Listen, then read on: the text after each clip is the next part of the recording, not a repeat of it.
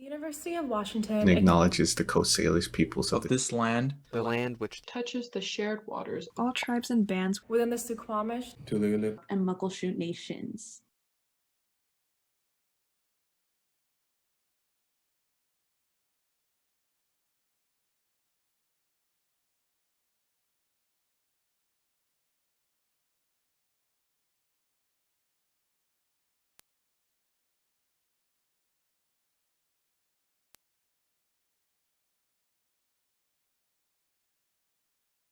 And now, please warm the space as we welcome to the stage Suquamish Song and Dance.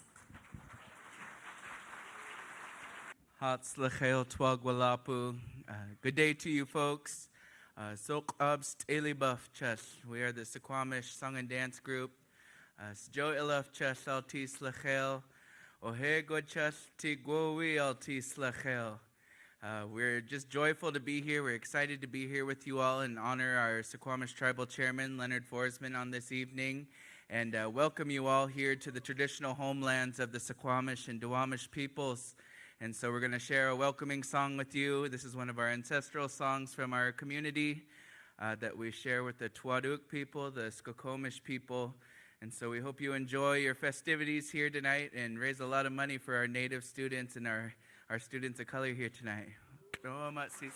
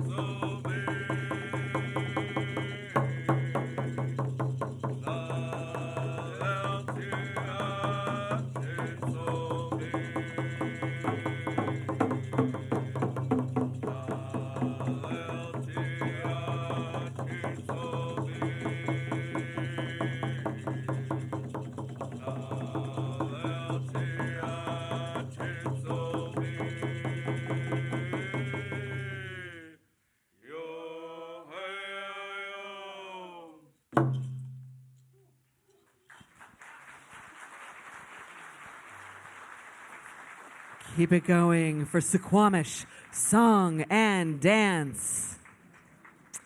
And now, tonight's MC has partnered with OMA&D for many years to give voice to celebration. She is an Emmy award-winning reporter and current host of NPR's Morning Edition on KUOW 94.9 FM. Please give a very warm welcome to your MC, Angela King.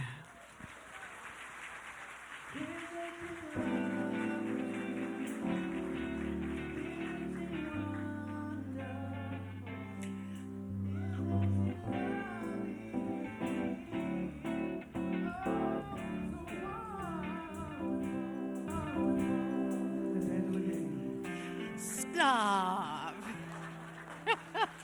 Chapter 5. Always glad to have them join the party, get things started. Big thanks as well to Suquamish Song and Dance for that magnificent performance. Absolutely. Yes, show our love. Well, as you just heard, my name is Angela King, and on behalf of the Office of Minority Affairs and Diversity and the Friends of the Educational Opportunity Program Board of Trustees, welcome to Celebration 2024. It's good to see you all back here in the building, here in the hub. Now, how many folks here have been here before? Raise your hands. Okay, good to see you, family. All right, for those of you who are here for the very first time, raise your hands. All right, welcome, family. We are all family here, and we're so glad to have you here in the hub with us as we continue to celebrate these student scholars and do so with folks like you who care deeply about the OMA&D, the Educational Opportunity Program, and the EOP scholars, just regular folks like yourself, who continue to show up to support the work being done in the OMA&D. So we are all glad and grateful you are part of this community, and I am happy to be here with you once again this evening. As many of you know, I am a proud alumna of the Educational Opportunity Program, and I say it every year, I would not be where I am today if it were not for a group of people, teachers, educators, professors, counselors, friends who took a chance on a young mother, teenage mother who didn't know what to do with herself except to continue her education. And thanks to the EOP and the OMA&D, I kind of made it. Still making it, because this is a journey. It is a journey that we're all on, and we are so glad to have you be a part of our journey. So glad to see so many familiar faces. Now, every year we gather to celebrate the success of our Educational Opportunity Program student scholars and recognize the Charles E. Odegaard Award recipient. And this year we will be honoring a new awardee with the OMA&D Spark Award. And we're going to be hearing more about the awardees later on this evening. As we honor our student scholars, you will be seeing firsthand the tremendous impact the OMA&D has been making for more than 5 decades.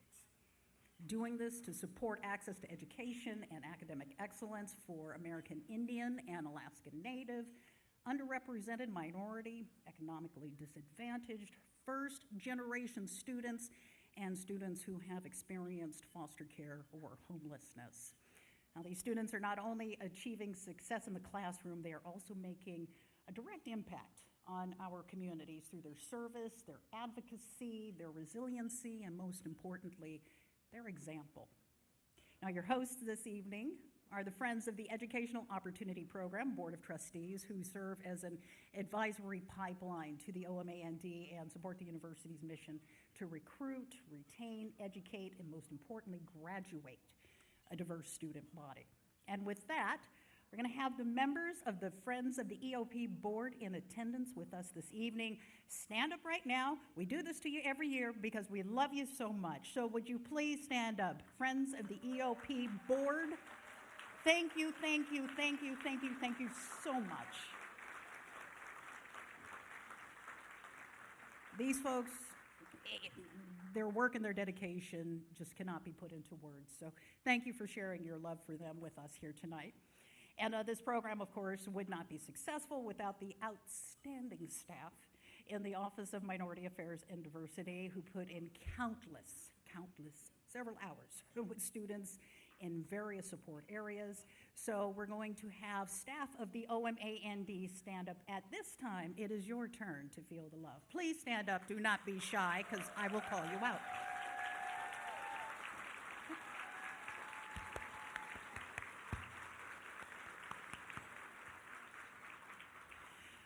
The EOP Scholarship Program would not exist without all of you and the generous contributions of our corporate, academic, community, and individual friends. And our partners at all levels are listed in your program, but at this time, please join me in thanking our premier, presenting, diamond, and platinum partners as they are read in alphabetical order by name. And we try this every year. If somebody fails the test, so we're going to see if we can do it this time. I'm going to ask you to hold your applause to the end. Sit on your hands if you need to, so we can just get through the program. A lot of people to thank. So our 2024 Premier Presenting Partner is HashiCorp. The 2024 Celebration Diamond Partners are AT&T, Pepsi. And the 2024 Platinum Partners are Alaska Airlines, Baird, Battelle, which operates Pacific Northwest National Laboratory, BECU, the Bill and Melinda Gates Foundation, the Muckleshoot Indian Tribe, Starbucks, oh, we're getting close, hang on, the UW Office of the President, and we would also like to thank our generous gold sponsors, our silver partners, our bronze partners, and very special thanks to all of the incredible people who have made tonight possible, and you did it for the first time.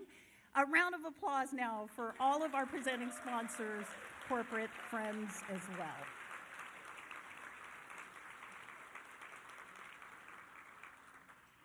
And tonight, we also are going to recognize a couple of newly established funds, the Alfredo Odegaard Memorial Fund for EOP students, and the Margaret Mihalik Croy Endowed Student Scholarship. Seymour Community Health Centers and Coordinated Care of Washington Endowed Scholarship Fund. Thank you so much. And because of all of the support, tonight's events revenue will directly benefit EOP scholarships and student services. So once again, a round of applause for all of our sponsors, all of those involved in making tonight's event possible and supporting our students. All right, moving on with the program. It is my pleasure right now to introduce our first presenter. She has been a UW faculty member since 1986. She's held numerous leadership positions before taking on her current role.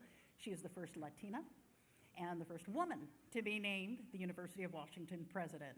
And for many years, she has been a strong champion for diversity on this campus and is a longtime supporter of celebration. And we say that not to stress how long she's been here or someone's age. We just say that because she has always been in support of this program. So please help me welcome the 33rd president of the University of Washington, Dr. Anna Marie Kause.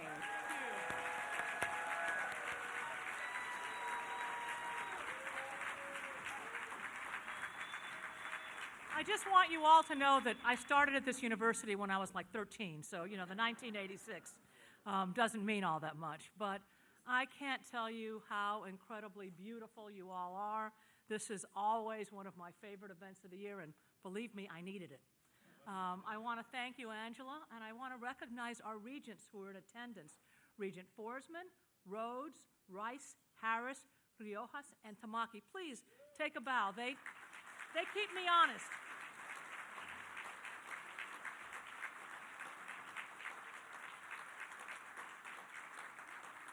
And thank you all for making time and space to be together for this joyful event, which is a chance to recommit to our deepest values and celebrate the extraordinary individuals who embody them.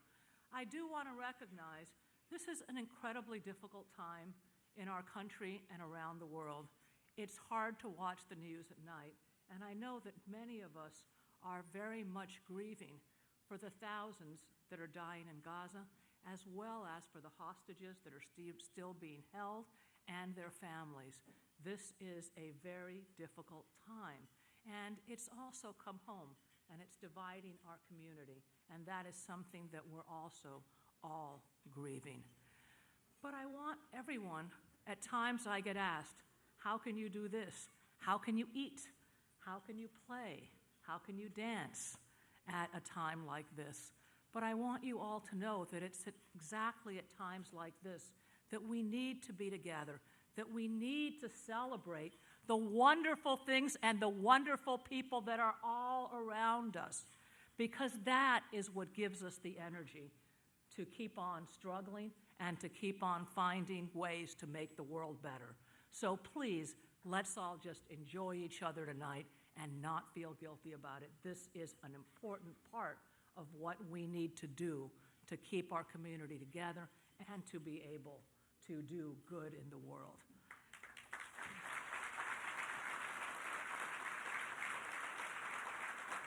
And together, everyone here contributes so much to the University of Washington and to the broader community that we're all part of, through your teaching, through your learning, through your service, through your philanthropy. You open countless doors for students, and today you're going to see just how amazing our students are.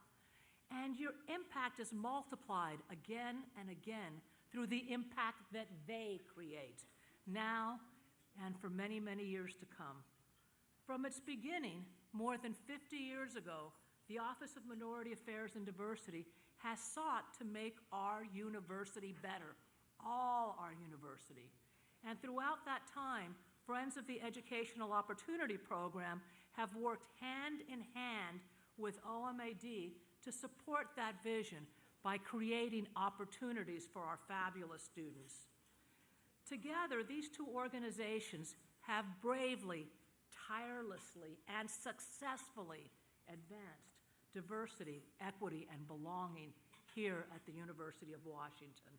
And their impact shines in every facet of this great public university. At the University of Washington, diversity is celebrated and equity is always our goal in everything that we do. And while we'll acknowledge that we don't always reach that goal, and we have more work to do, we do it gladly. And every day we learn and we do it better. When I began my presidency, and actually this was about 10 years ago, it was around this time of the year, 10 years ago, I launched the Race and Equity Initiative, grounded in the recognition that inclusion can't be an afterthought. This was at the time of Black Lives Matter. Our students came together. They protested throughout campus, and at the time, Sheila Edwards-Lang, who was the director of OMA&D, and I, yes, go Sheila, and I actually marched with the students. This was an important thing to do, and that march led to us getting together and talking constructively. It didn't require tents, is all I'll say. And the initiative grew out of conversations with students and others involved in the Black Lives Matter movement. And it wasn't something that we did to pacify students. That initiative is still here today, directed by Ricky Hall and Ed Taylor. This was not a one and done piece of work meant to pacify students. It was clear when we saw our students, when we talked to them, we knew there was work to do, and it's not work that can be done overnight, and it's work that we're still doing and that you're all supporting. The Black Lives Movement may have been sparked by tragedy and injustice. Many movements do start that way. But what it led to here at the University of Washington and elsewhere, it led to real progress. So thank you to the many people tonight who were instrumental in that effort. Thank you.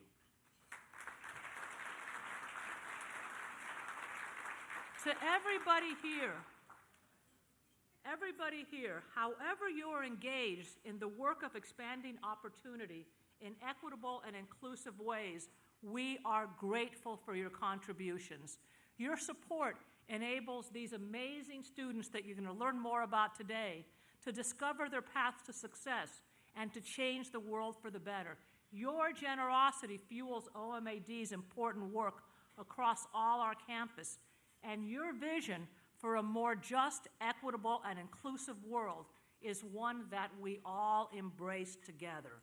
So thank you so very much. This is really a celebration of all of you. And now that we've talked about our wonderful students, you're going to get to meet one. I am so happy to introduce you to the first of our outstanding student scholars, the President's Achievement Scholar, Aaliyah Cleveland. Okay. Come on up. I'm going to do my best to make her blush. Like many of our students, Aaliyah wasn't, first of all, let me say, Aaliyah is a senior majoring in public health, global health.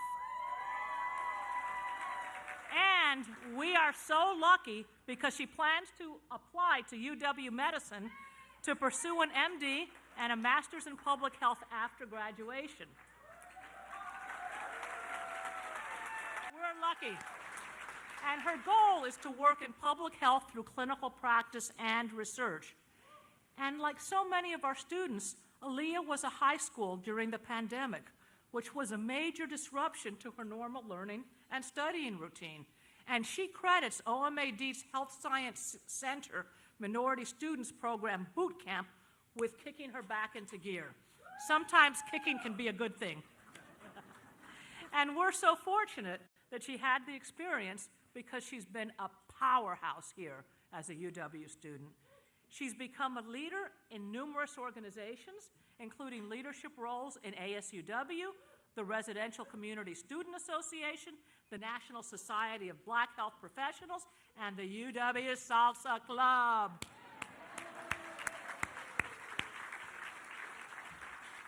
And she gives back to the camp as an alumna and as a student assistant, and she's a very valued part of the Kelly Cultural Center community.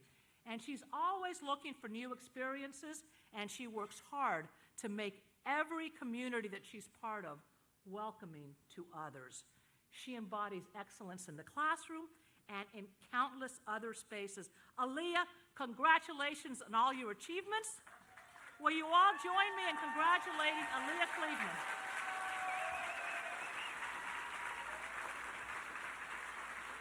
Okay.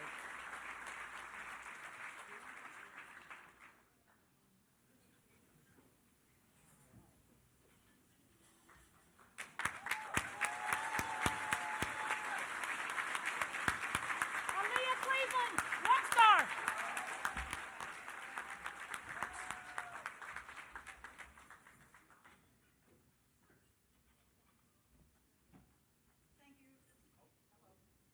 Can yell, because I have kids.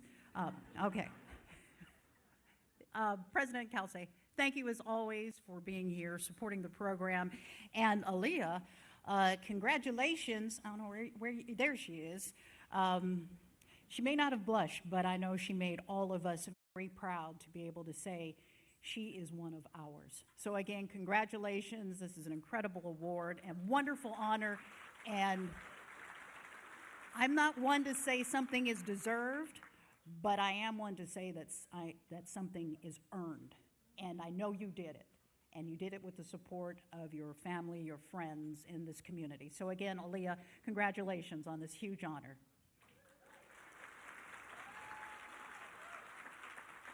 All right, it's on to our next presenter.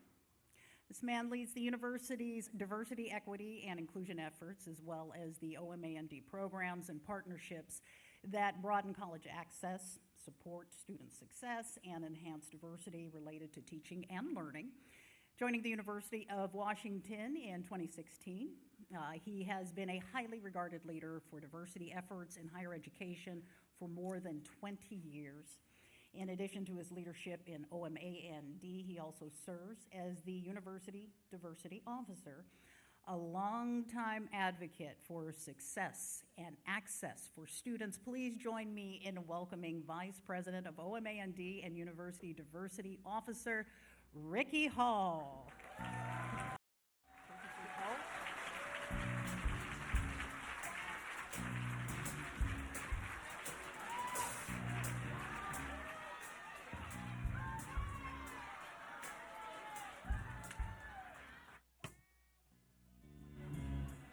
They get me every year. You hear that music, you just got to move, right? So thank you, Chapter 5, and thank you, Angela. Friends, colleagues, scholars, honored guests, I am pleased to welcome you to the 2024 Annual Office of Minority Affairs and Diversity and Friends Opportunity Program Celebration Gala. Thank you. I am delighted that you are here, and I'd like to begin by taking a moment to acknowledge and thank our university and community leaders who are here with us this evening.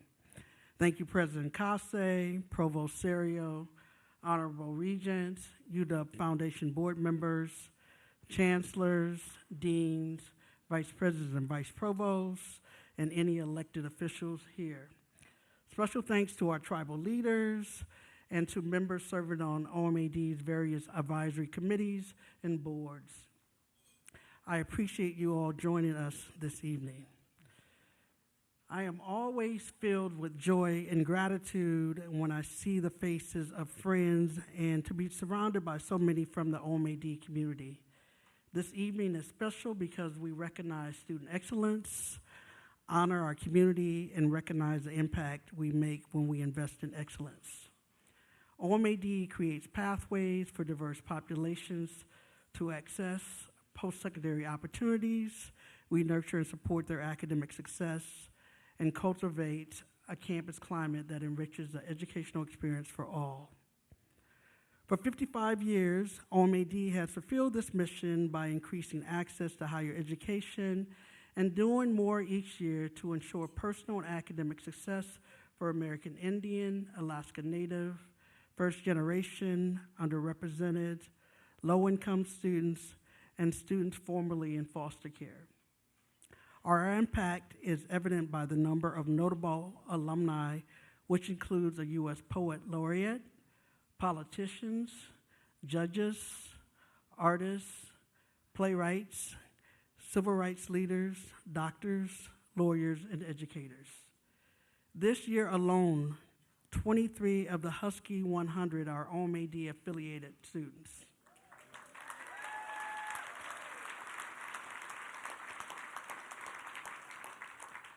The success of our students is due to programs like the Educational Opportunity Program, the Instructional Center, the Intellectual House, the Samuel E. Kelly Ethnic Cultural Center, and many more. I recently attended the National Association of Diversity Officers in Higher Education, or NADAHE, conference.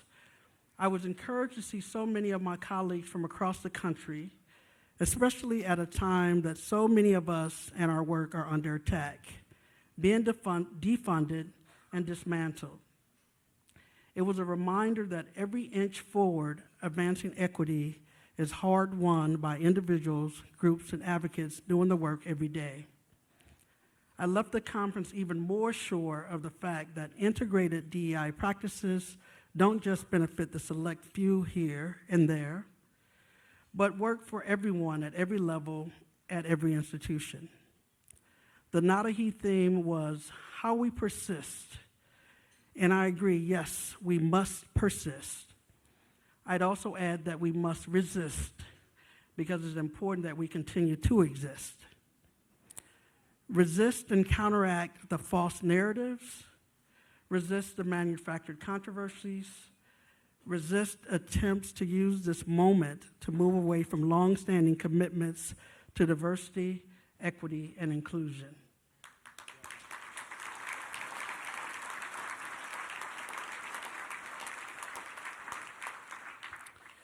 It is easy to be discouraged by those who would roll back decades of progress. Some think that these attacks are just about DEI work, when in reality, they are fundamental attacks on the future of education. DEI programs and offices were low-hanging fruit, and this is the time to be clear about our values and to lead courageously and with conviction.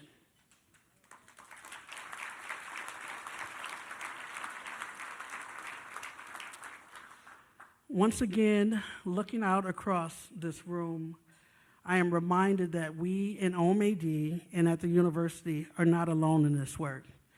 We're fortunate to have the support of the regents and senior leadership and collaboration and support of our campus and community partners like you, who are critical to our success and our students' success.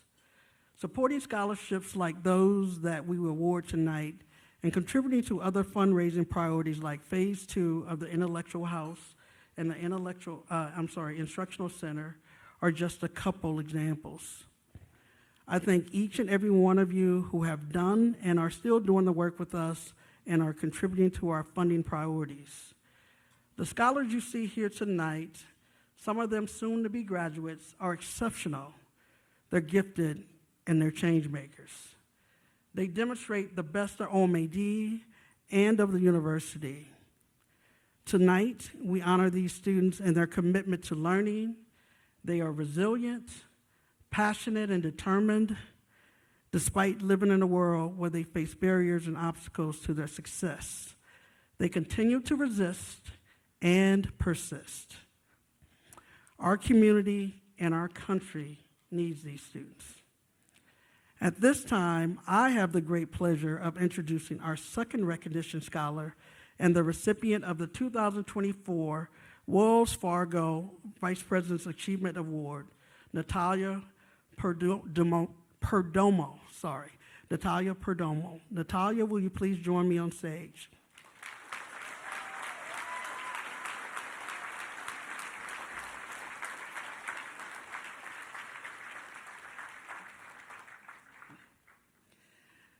While she walks to the stage, Natalia is majoring in community environment and planning with minors in urban design and planning and urban ecological design. Last summer, Natalia studied abroad in Paris, where she worked on a month-long video project detailing life in the city.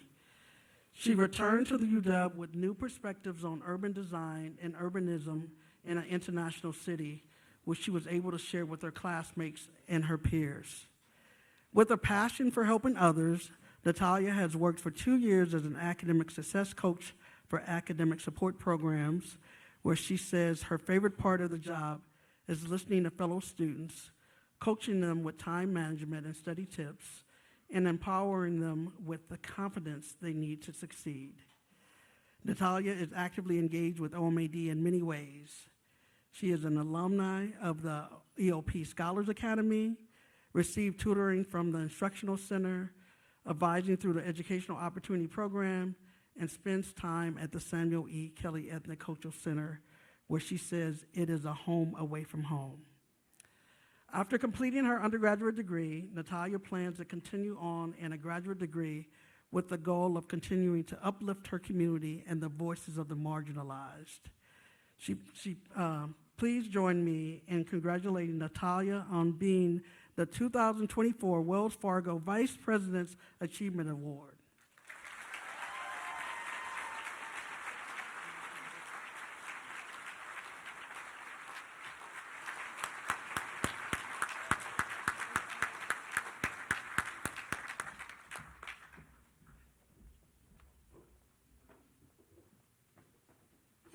Ricky, thank you. And again, congratulations, Natalia. We're looking forward to seeing big things coming from you in the years ahead.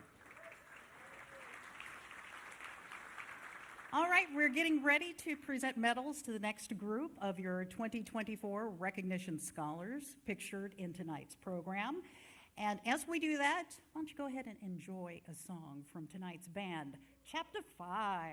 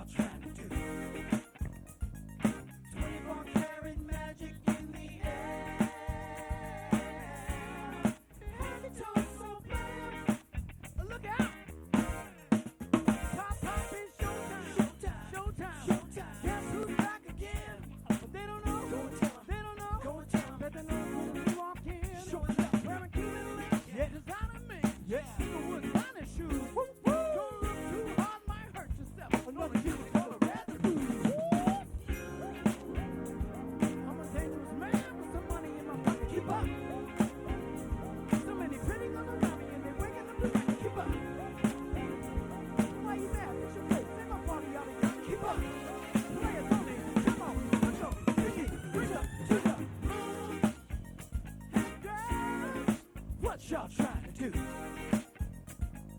24 karat magic in the air. And so player, look out!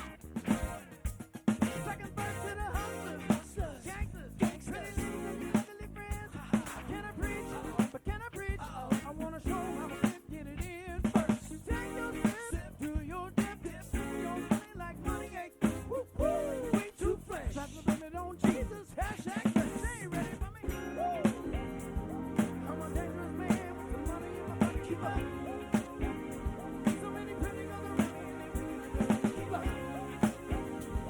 Why you mad? That's your right. Send my party out the cat. Keep up.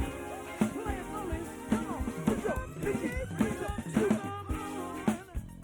Hey girls, what y'all trying to do? What y'all trying to do? 24 karat magic in the air. Head to toe, so player. Look out.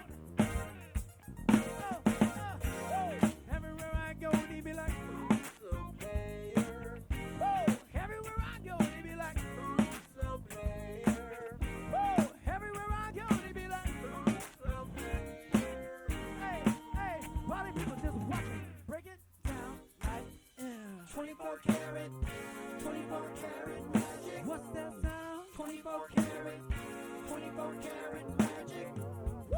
24 karat, 24 karat magic. But don't fight the feeling and fight the feeling. Put your pinky rings up to the moon. Hey girls, what y'all trying to do? What y'all trying to do? 24 karat magic in the air. Hey, so player, won't you put your pinky rings up to the moon? Hey girl, what y'all trying to do? Tell me what you're trying to do. 24 karat magic in the air. Heavy toes, so player, look out! Hey, I'm like, woo! Everywhere I go, they be like, so player. Woo! Everywhere I go, they be like, so player. Woo! Everywhere I go, they be like, so player. Party people in the place to be. Come on, and put your pinky rings up to the moon. Thank you. 5. Oh, come on. Now, we've been feeding you good tonight. You've had good music, wonderful company. Let's hear it for Chapter 5.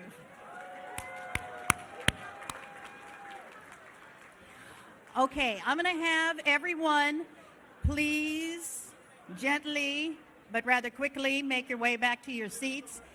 This is a wonderful part of the program. A lot of you families are here to honor the next group of scholars that we're going to present to you. So I'm going to have to pull out one of my old tricks here in just a minute. If you can hear me, clap once. If you can hear me, clap twice. If you can hear me, clap 3 times. You guys are so good. Thank you. Thank you so much. All right, so we're moving on to the next stage right now, and joining me on the stage here in just a moment is a Husky alum and past recipient of the Charles E. Odegaard Award, who has played many pivotal roles at the University of Washington. Her presence underscores HashiCorp's firm commitment to supporting education and cultivating inclusive environments. So please give a warm welcome to our dear friend who doesn't age a day, Colleen Fakui-Sketchley.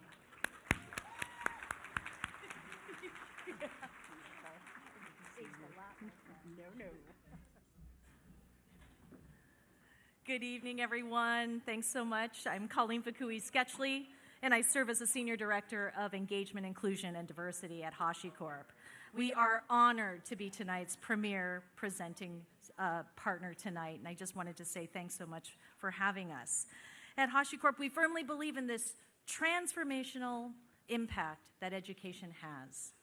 And it is a privilege to stand alongside OMA&D and all of you here tonight to support OMA&D's invaluable work and the exceptional students that we have here today.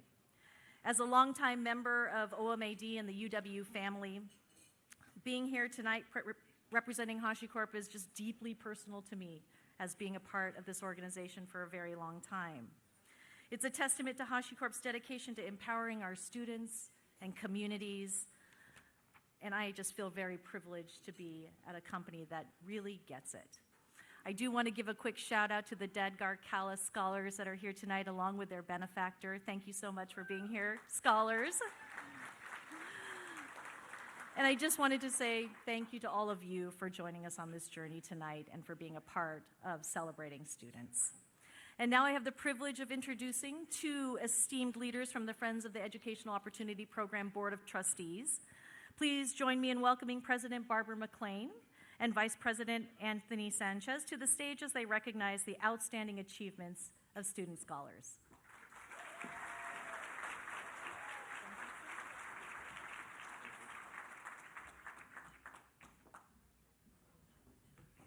Okay, I was supposed to put this shout out beforehand. If there are any of our scholars still sitting out in the crowd right now, we kind of need you over here. So, not to bring any more attention to you, but you know you're in the spotlight tonight, so why now? So it is time to present our 2024 EOP recognition scholars with their awards. And here's another test. I hate to ask, but hold your applause till the end. And then we're just going to give them a thunderous round of applause. Our first scholar tonight is Ernest Balazi. Okay. That's all right, Ernest, you got love. Come on up. Congratulations. Yeah, I'm sorry, that applause thing's just not going to work this time. No. And moving on to our next scholar, Ava Gardner. Congratulations.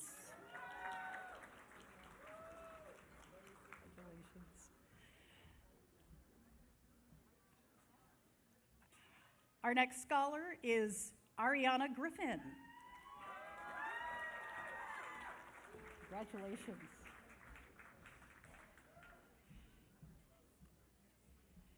Next we have Ni Ha.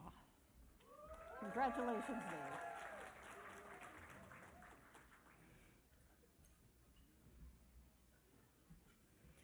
Ni. Jada Holiday, congratulations, our next scholar.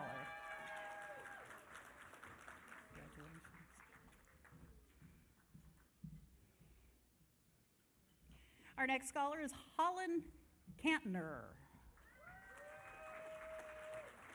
Congratulations.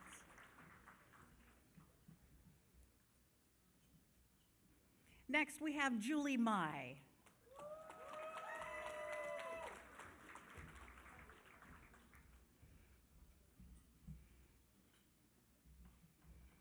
Our next scholar is Princiana Miller. Princiana.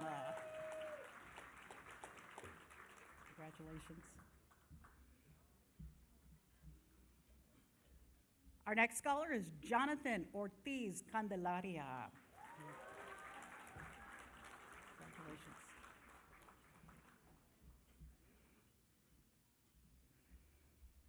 Kiyoshi Oshiro is our next scholar. Little aloha for you there, huh?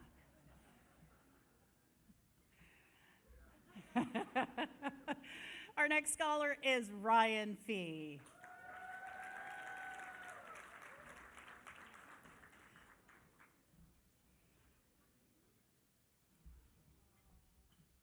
Devin Sampson Craig, congratulations, and forgive the mispronunciation. Congratulations.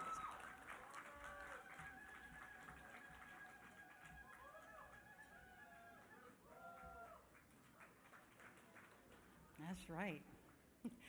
Jaden White, congratulations.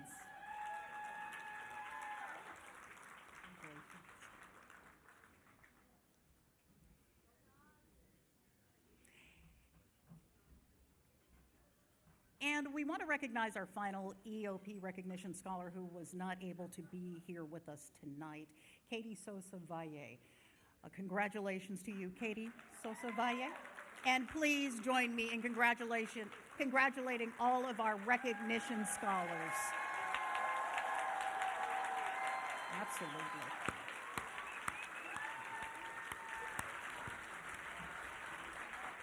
I wish we could share all of these students' stories with you, but they're just so incredible, and there's so many that we can't get through them here during the program tonight. But please take some time later on tonight as we're wrapping things up to get to know these folks, because they will be your leaders tomorrow. And it's good to have friends in certain places and people you know who were brought up with the values that are endeared and special to the Educational Opportunity Program and the Office of Minority Affairs and Diversity.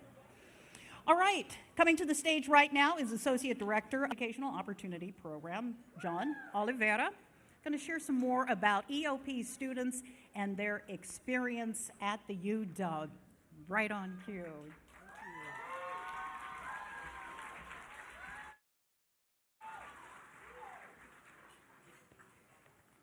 Hello, and thank you, Angela, and thank you all for being here tonight. Each year, the SHIP applicant pool is extremely competitive. There were just over 300 EOP scholarship applicants this year, which made the selection of tonight's recipients very difficult. For their academic and personal accomplishments, as well as the many ways they positively impact and serve our community, I would like all of the 2024 EOP scholars here in the room this evening to stand and be recognized. Congratulations to you and your families and those who are here to support you.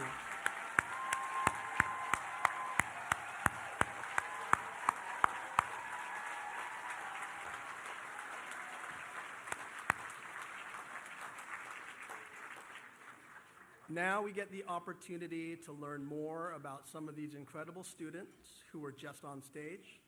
Please join me as we watch a short video.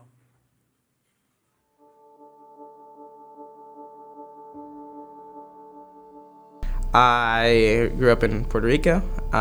15 years of my life were there.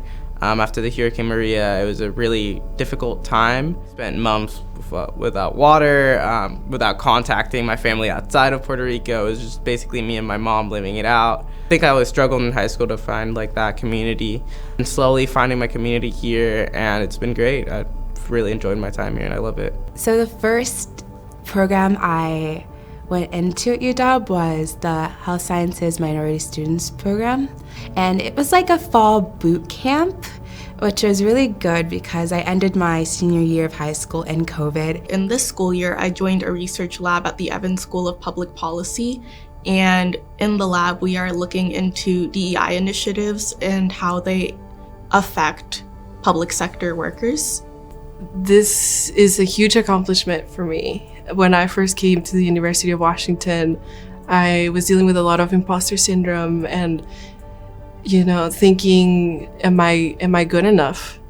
And through OMA&D and the EOP Scholars Academy, I gained the tools that I needed. With the scholarship, I'm able to study abroad, and I was looking for a study abroad that kind of revolved around medicine. I grew up, was raised by a single mother. My older brothers didn't get the opportunity to go to college. Older, my younger brother is a senior in high school, and he's kind of like looking to follow in the same footsteps. It is super fun, and just getting to know other people of color and making that community for ourselves, super dope. Thanks, OMA&D, for sponsoring those. We have the privilege to honor an incredible group of student scholars. Our scholars study in fields that stretch the span of the UW's academic offerings. From innovation and technology to pressing public policy matters, from advancing public health initiatives to leading change in communities through international studies or urban planning. Not only are they excelling in the classroom, but they are also making their communities better through their service, advocacy, and perseverance. Each of these students come to the UW on separate journeys, and many have overcome hardship and hurdles to do so. So I grew up on the Olympic Peninsula in Belfair, Washington. Ever since I was a kid, I wanted to be an astronaut. A lot of people that go to school there, they don't leave, so getting out of that is a big step. Right now I'm working on my high-powered rocketry club. We compete every year, and last year we actually won the competition, so that's pretty exciting. It's been amazing. It's been a life-changing experience. It definitely was a rough transition for me and a culture shock, just because coming from Tacoma, you know, that's a very different environment. COVID years is really also when I got into political science, especially the summer of 2020. It was kind of just like a waking up realization, like, this needs to change, the world needs to change. So currently I'm actually working in a research lab right now for malaria vaccines. And you know, being from the Democratic Republic of Congo, I've had my own experiences with malaria. So I think just being able to have conversation about how diseases really impact people globally. While OMA&D is here to offer support and services, these students find the drive within themselves to make the most of their own Husky experience. We're extremely proud to honor their success and their resiliency. These students are our future. Some of them graduating this year have demonstrated persistence and strength of character. We can be sure our future is in good hands. In a national context where diversity, equity, and inclusion initiatives are under attack, departments like OMA&D are critical in ensuring students facing barriers have equitable access and resources to reach their goals. Remember who you are. Remember that, you know, we have a responsibility as Yakima people, and that when you grow older and wiser, that your life's journey, your life's mission is to always give back to your people the way our ancestors, the way Creator does for us. So that's what I would tell our younger generations back home. For so many, financial support through scholarships or emergency funding is what makes the difference for them to be able to even attend the UW, let alone take advantage of the wide array of opportunities the UW has to offer. Scholarship support means access to opportunities for our students and sets them up for success. We continue to be grateful that we are a part of a community that recognizes this need, and we thank them for giving back in this way. As a first generation college student, oftentimes I have to pick and choose between like what my priorities are and where like my finances can take me, and it's also hard to find like a sense of support and belonging here at the UW. Cảm ơn mọi người, con sẽ rất là ráng học. Kwatlanu Shamash to, you know, all the people that are recognizing me as an Indian scholar from the reservation. It means a lot. Thank you so much for this opportunity. I'm just deeply honored and appreciative. Bonjour, je voulais dire merci d'abord et je tiens à exprimer ma gratitude sincère. Thank you for hearing and acting and uplifting. It's one thing to support, but it's another to elevate. And that's what I feel. I feel elevated.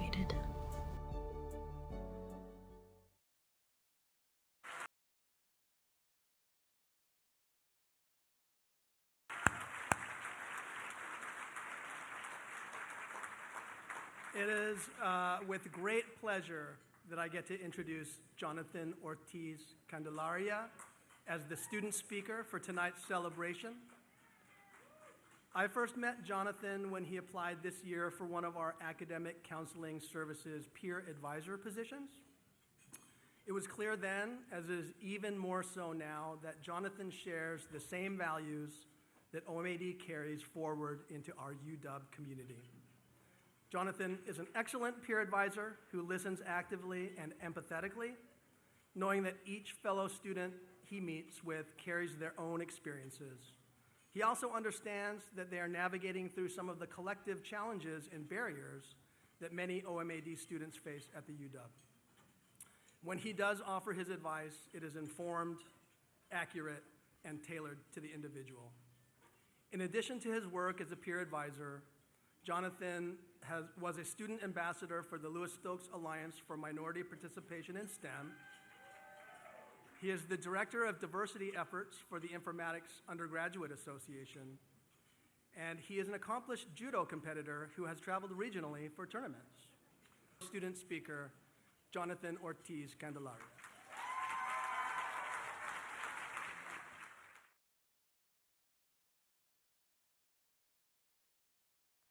Good evening, everyone. I hope you guys are enjoying yourselves this evening and are having a great time. Like John said, my name is Jonathan Hugh Ortiz Candelaria. I'm a Puerto Rico native, having moved to Washington after the devastation that was Hurricane Maria in 2017. Having lived my first 15 years of life in Puerto Rico, my move to Washington was an experience like no other. Everything I ever knew was suddenly thousands of miles away.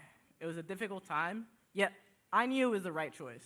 I always wanted to go to university in the States, so it would be for the better. UW was my top choice when applying to higher education, and when I received my acceptance email, I didn't waste any time committing. Going into college, I was excited. I was ecstatic. Yet, like many, this transition came with struggles. I was farther away from my family. I struggled with balancing my time and responsibilities. Classes were challenging, and while I enjoyed the topics being taught, it was difficult. Being in a lecture hall full of 400 students, it can get really overwhelming. I had learned about the instructional center during orientation, so I said why not, and I just went with it and gave it a shot. Here, I found a community of students and tutors learning together. The support structure that the IC provided to me was essential to my education with one-on-one tutoring and workshops. Nearing the end of my freshman year, I hope to be more involved at UW. I saw an opportunity with the Louis Stokes Alliance for Minority Participation, LSAMP, for summer research. I said to myself, why not? Again, I gave it a shot, and I applied. I interviewed, and I eventually got the position. I didn't know even how to feel. This was my first ever research position, and while nervous at first, LSAMP gave me the right materials and training to succeed.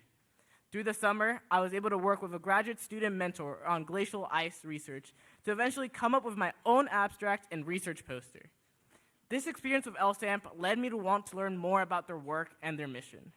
I wanted to get into DEI, and I ended up applying and getting accepted into their Student Ambassador Leadership Program. In this position, I was tasked with spreading the word about all the resources that LSAMP has to offer. And while attending weekly leadership development workshops, I was able to build myself up, not just as a leader, but as a person. I learned about the importance of skills such as communication and relationship building, the importance of diversity and inclusion, and much more. Through LSAMP, I was introduced to a variety of other resources. For example, the Organization of Management Leadership for Tomorrow, an org whose purpose is to bridge the gap between college and career for Black, Latinx, and Native American populations. Here, I built up myself professionally and created a network of like-minded individuals. Through friends I met there, I also joined ColorStack, who has a similar mission. These two orgs, which I would have never known if it wasn't for LSAMP, have led me to finding an internship opportunity this summer.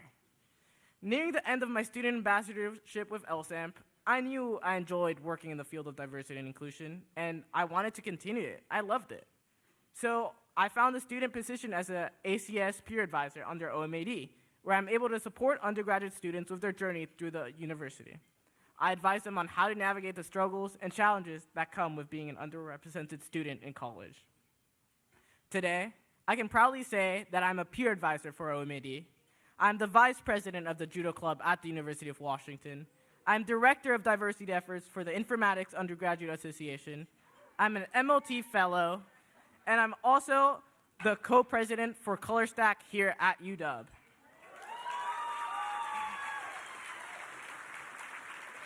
Next year, I will continue in these roles, supporting this wonderful community as much as I can. I will be finishing up my degree with plans to join the workforce after graduation, eventually being interested in pursuing a master's degree to further support my ventures. I want to give a huge thanks to the team at the IC who supported me through classes and essays upon essays, including my informatics essay, which I had to do twice, and it was a very difficult situation. But I got into informatics, and I'm very proud to everything that I've learned and to the iSchool. So I met the people at the table, so thank you for everything that you guys have done as well. To the team at LSAMP, Dr. June Hairston and Courtney McKee, which is no longer with us, but she has been so influential during my time in college. Also, she did not pass away. I'm so sorry. She found another place. I'm so sorry. She moved. All right. So to the team at OMA&D, John Oliveira, my coworkers, the rest of the advisors at OMA&D, you guys have really supported me both with my academics and personal struggles. I remember last year, I had to go through the tough decision of dropping a class, and this was horrendous to me. This was a horrendous feeling. And I clearly remember one of the advisors, Delia, helping me through everything and really supporting me. And it helped me feel supported and knew I was not alone. I want to give so many thanks to my friends, those back home, and those that I've met at university. But most importantly, I want to thank my number one supporters, my mother, my sister, my father, and the rest of my family. Couldn't have done anything of this without. Before I wrap up, I want to leave you with a few parting words. An important idea I learned under guidance of Dr. June Hairston is how deeply oppression is embedded into society. Small actions taken by an individual simply address one issue, yet society will remain unchanged. This isn't to say what you do doesn't matter. It is meant to signify the importance of unity in the fight for struggle. UW has had a long history of civil rights movements on this campus, and we're once again seeing them happen because the fight for social justice is not over. I urge everyone to continue supporting the students and the new generation in our fight for justice and for what is right. In the words of OMA&D's own Emil Petrie in his book, Revolution to Evolution, transparency, accountability, and responsibility should be the rallying cry.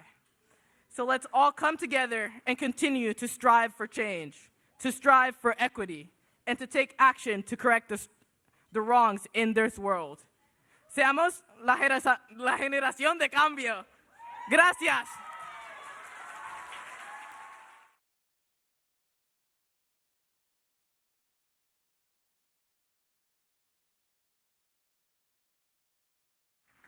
You got me right up out of my seat, Jonathan. I don't know if I want to follow you. Your enthusiasm is infectious. Your contributions to the university, your fellow students, to your community, to the people of Puerto Rico, how you represent your family. You are just a treasure to us here, and we are so grateful to have you as one of our scholars and a member of our family. So again, congratulations, Jonathan. Thank you for sharing your story with all of us here tonight. Another round of applause, please, for Jonathan.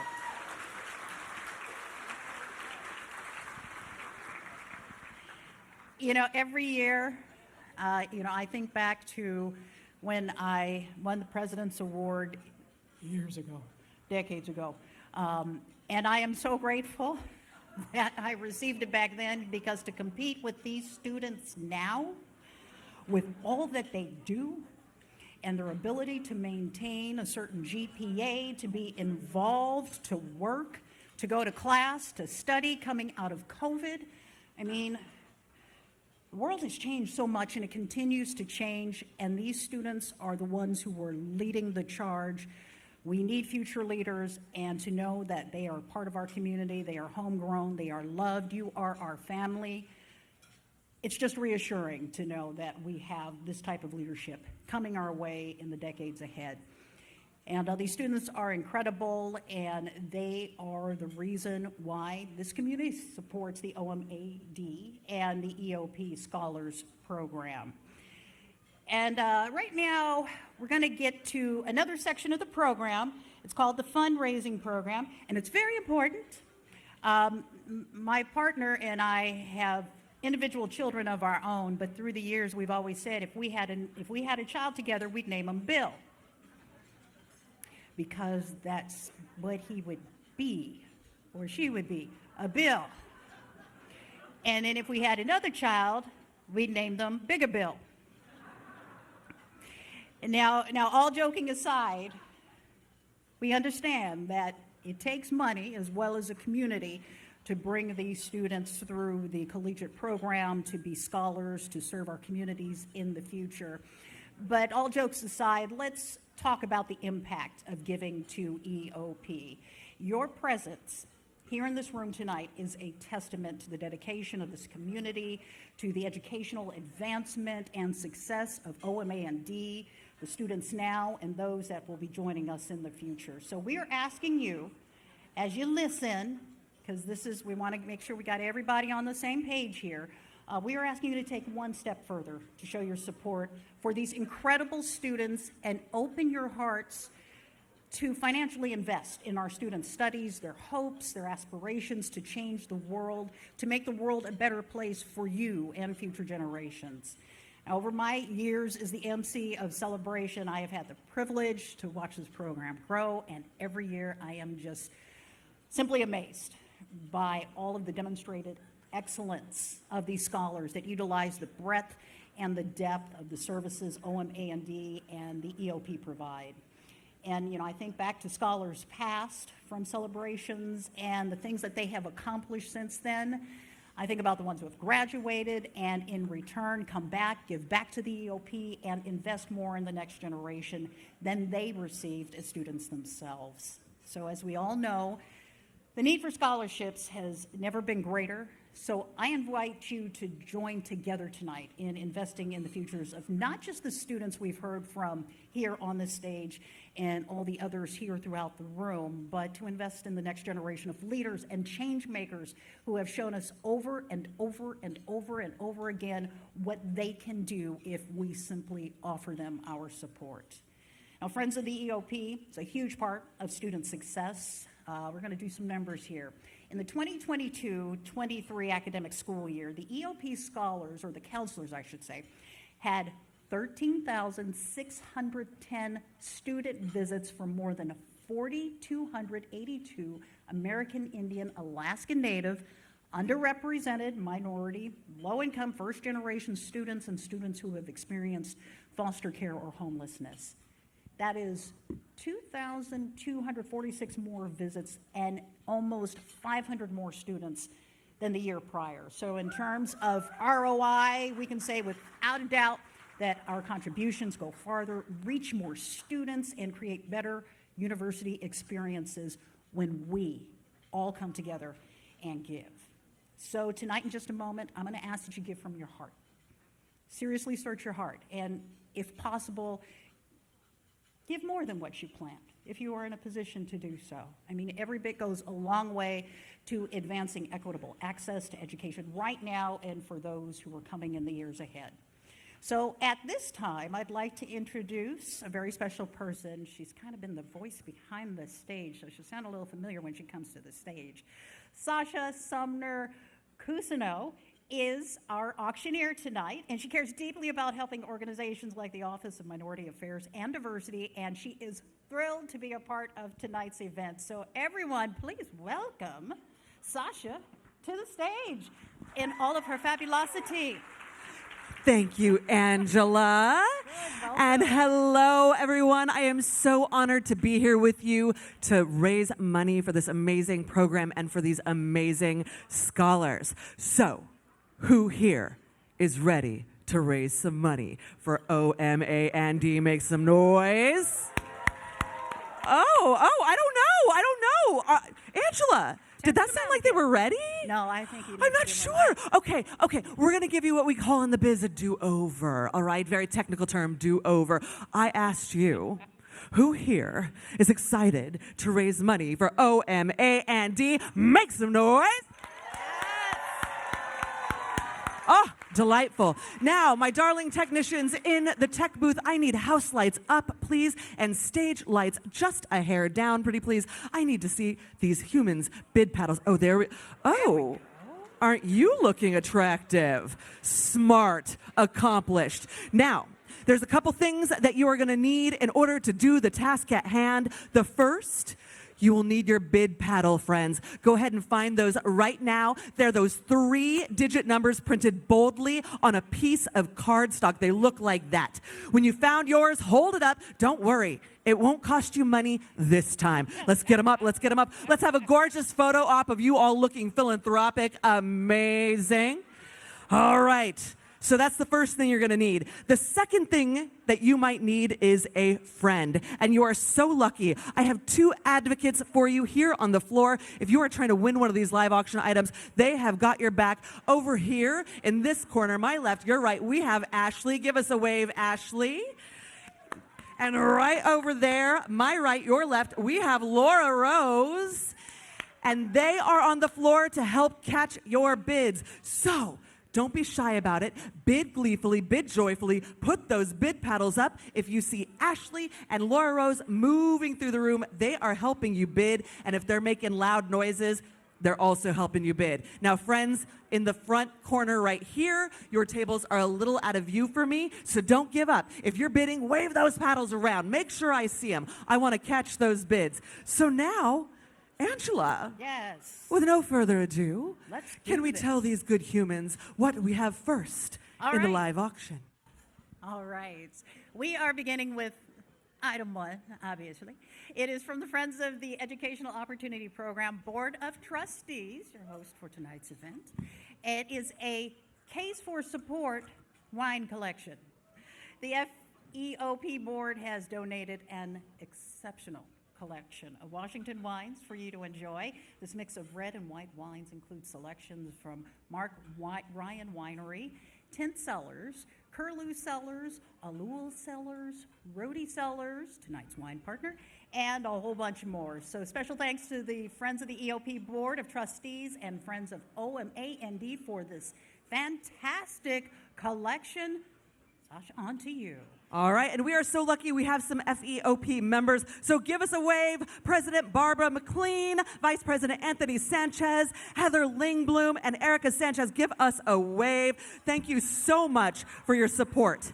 Now, because I think it's fun when you all play with me, I'm going to start you nice and easy with a very low bid, but we're going to get those bids up fast. Who will kick us off with a bid of $300? I bid $300 right here, and now 4, looking for 5, and now where is 6? I bid $500, looking for a $600 bid. You are in at 6, and now you are in at 7.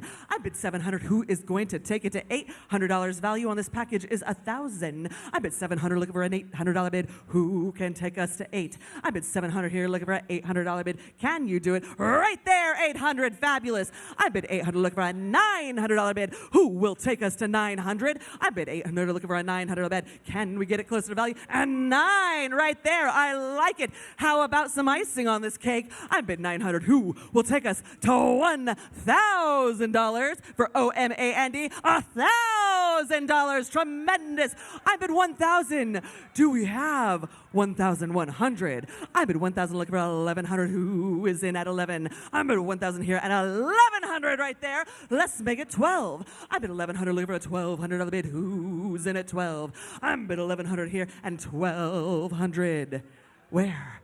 Right there. How about 13? I bid $1,200, looking for $1,200. Who is in at 12? I bid $1,100, looking for a $1,200 bid. Can you take us to $1,200? Right there. $1,200. And now $1,300 and 13. How about 14? I bid $1,300. You're back in at 14, friend. $1,300 over here, looking for a $1,400 bid. Will you come back in? $1,300 here and $1,400. Where? $1,300 here and $1,400. Where? 14. Tremendous.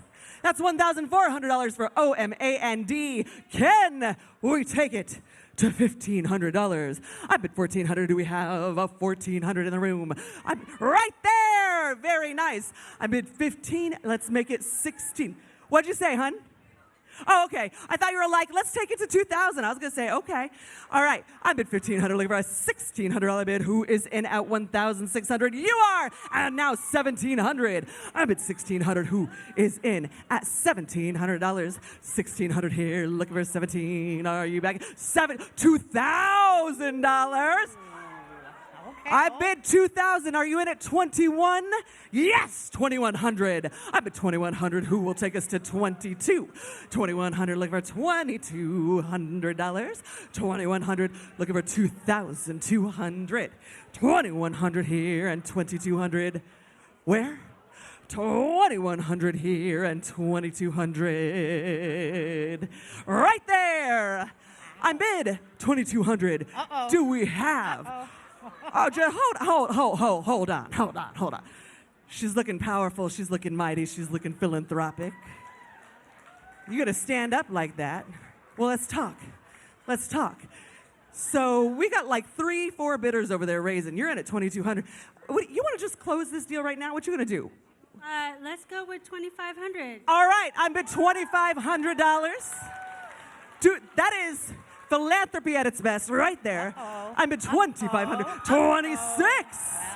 Oh, Not to be outdone. Not to be outdone. I've been 26. Are you back in at 27? I'm bid 26 right here. I am looking for 2,700. The water is warm. Anybody else can dive right back in. 2,600. Looking for 2,700. Right there. All right. 2,700. Now, I see you. I see you. I see you. Hold on. Hold on. You can stand up. I know. You were feeling good. You were feeling good. So, she's in at 27. And I'm saying, like, you look accomplished. You look achievement-minded. I think maybe, perhaps, if we just went and bumped it on up to $3K, we could just seal this deal. You think that's a good idea? Let's see that bid. $3,000. Okay. Oh. That philanthropic muscle is strong, friend. The philanthropic muscle is strong. So I'm bid $3,000, and I see you. Cornflower yellow dress. We're in at 3,000. Are you in at 3,001? Okay, so you're saying you're good. You're good. All right, I'm going to ask the rest of you just to F with this guy a little bit. Anybody want to come in at 3? I almost took a caterer out. I'm so sorry, friend. 3,000. Anybody in at 3,001? Or shall I sell it for $3,000 and feel pretty dang good about it? What do you think? Okay, I think we're going to sell it. Sold. $3,000 to bidder number 251. That's $3,000 to bidder 251. Angela, what have we next? Well, I'm still watching the tennis match. Back, forth, back, forth. I see people fanning. It was getting hot in here. It's getting hot in here. Well, we're going to keep bringing the temperature up a little bit more with our next item. And I'm a UW. I was in the marching band. I love my dogs. I love my dogs in every sports form, academic form, you name it. But this next item for auction is the UW Husky football, signed by new head coach Jed Fish. Now, this is what every good Husky needs. So you can take home this authentic autographed football signed by, once again, head coach Jed Fish, who in his first year, we are hoping he will take the dogs back to the national championship this year, and we will seal the deal again. Oh, all that. Look at all of that. No bag of chips, but all of that. All right, so we are going to, that is what we call the Huskies swag bag. And yes, there is an H in there, swag bag. So special thanks to UW Husky Athletics, head coach Jed Fish, and the UW Parent and Family Program. Sasha, I'll let you just do your magic. Okay, so I've been told that one of the donors on this package, the donor, in fact, who gave us the swag bag, is here. Hey, John Amarish, will you give us a hand raise? Will you wave to us? Will you wave to us? There you are. Oh, thank you. Amazing. All right, now, this football has been signed. We have so many goodies in this bag, more than you could count. Well, you could probably count it, but we're not going to count it right now. It's a lot.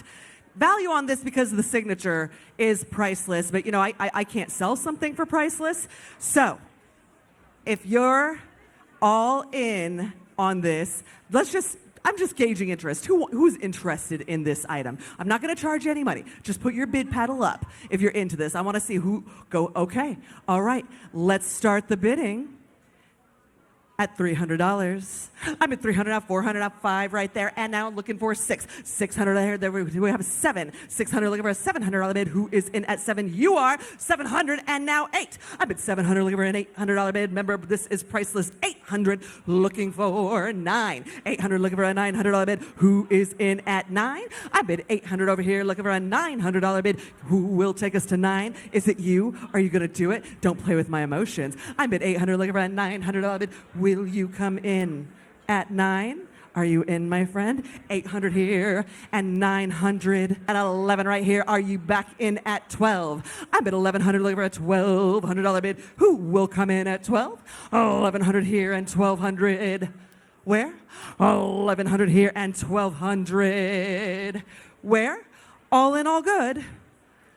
Shall I sell it for $1,100 then?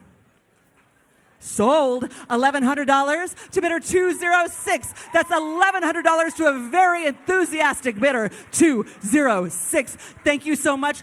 Thank you for your bids. Really appreciate your help there, and thank you for your bids as well. Okay, what's next? All right, get in on the next bit of bidding if you like that last item.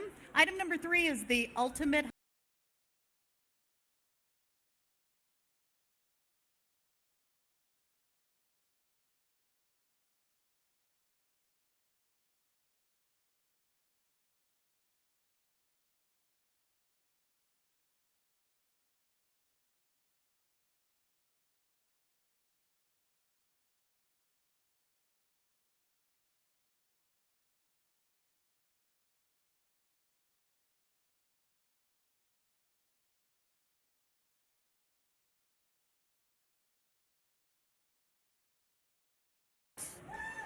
Thank you. Thank you. And so I'm just going to hand it over to you now. So. All right, thank you, Angela. Here we go. It's more Huskies. Let's go see that game. I'm going to go ahead and start the bidding on this package at $500. I bid $500 now, 6 and 7 right there, looking for 8. I bid $800 over here, and how about 9? I bid $800, looking for a $900 bid. Who is in at 9? You are. I bid $900 and $1,000 right there. I bid $1,000, looking for a $1,100 bid. Who is in at 11? $1,000 here, looking for $1,100 for OMA&D. I bid $1,000 here and $1,100. Where? I bid $1,000 here at $1,100. Right there, let's make it 12. I bid $1,100. Do you have $1,200? Right there, 12. I bid $1,200 now, $1,300. I bid $1,200 now, looking for $1,300. I bid $1,200. Who is in at $1,300 for OMA&D? $1,200 here, $1,300. Where? I bid $1,200 here. $1,300. Where? All in, all good. Shall I sell it for $1,200? Sold. $1,200.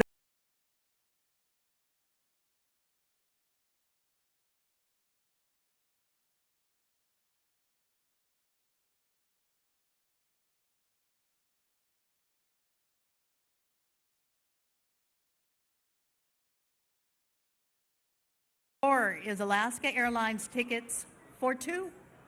Enjoy 2 round-trip tickets wherever Alaska Airlines Wait, did you say anywhere Alaska flies? Anywhere. That's what the Oh, script says. okay. You can treat yourself to a vacation getaway, cheer on your favorite UW athletics team as they're at away game, set a course for sunshine or whatever adventure awaits you. One note as you listen. I know we're talking, but just kind of keep an ear open here.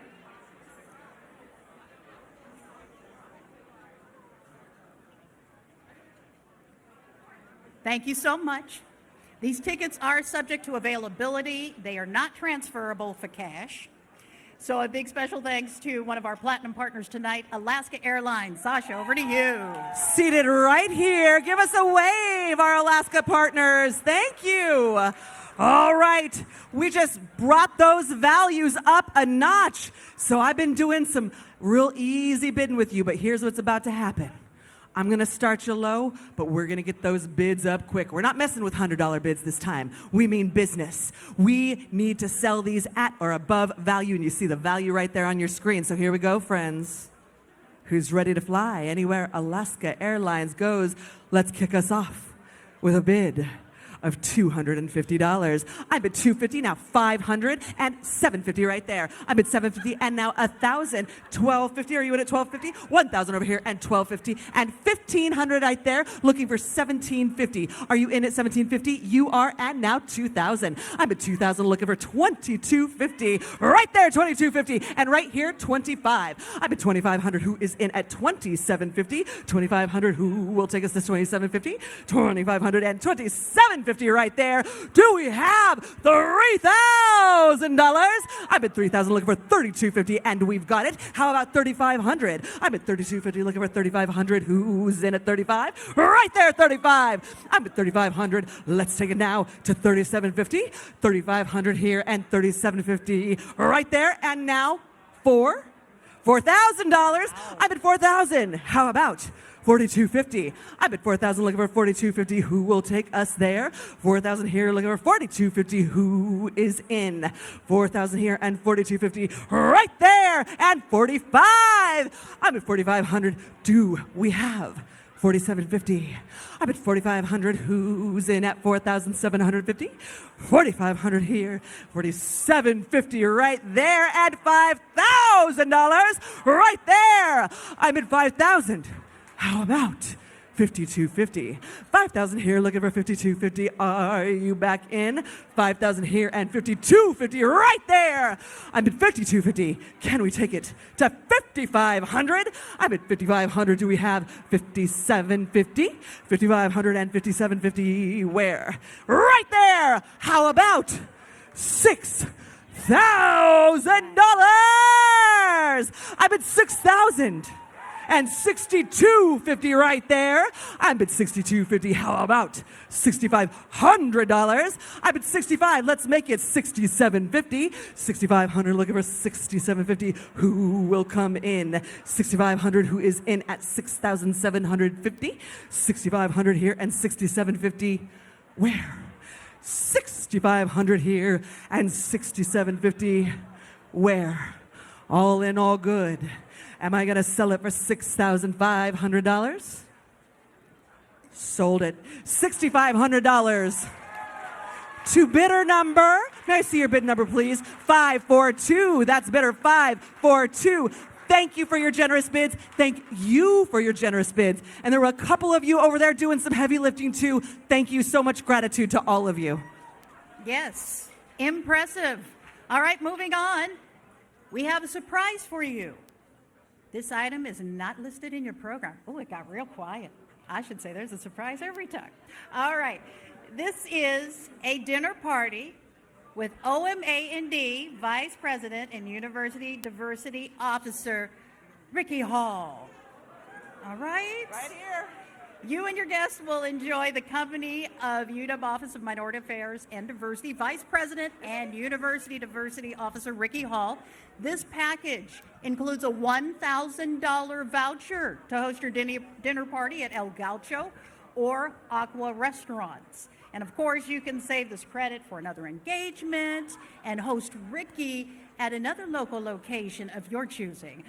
One thing is for certain, though, this would be a special night to remember. So a very special thanks to VP Ricky Hall. I'd play your walk-up music for you, but, you know, we leave that to Chapter 5. And also a big thanks to Fire and Vine Hospitality for their generosity. Sounds like a good deal, Sasha. All right, can we just have a round of applause for our Vice President, Ricky Hall, seated right here? I mean, look at this sharp-dressed human. Who would not want to have dinner with Ricky? Come on. Well, one of you is going to get the chance to do so with a couple of friends. So here we go. We're going to do it just like we did last time, friends. We're going to start low, but get those bids up. So here we go.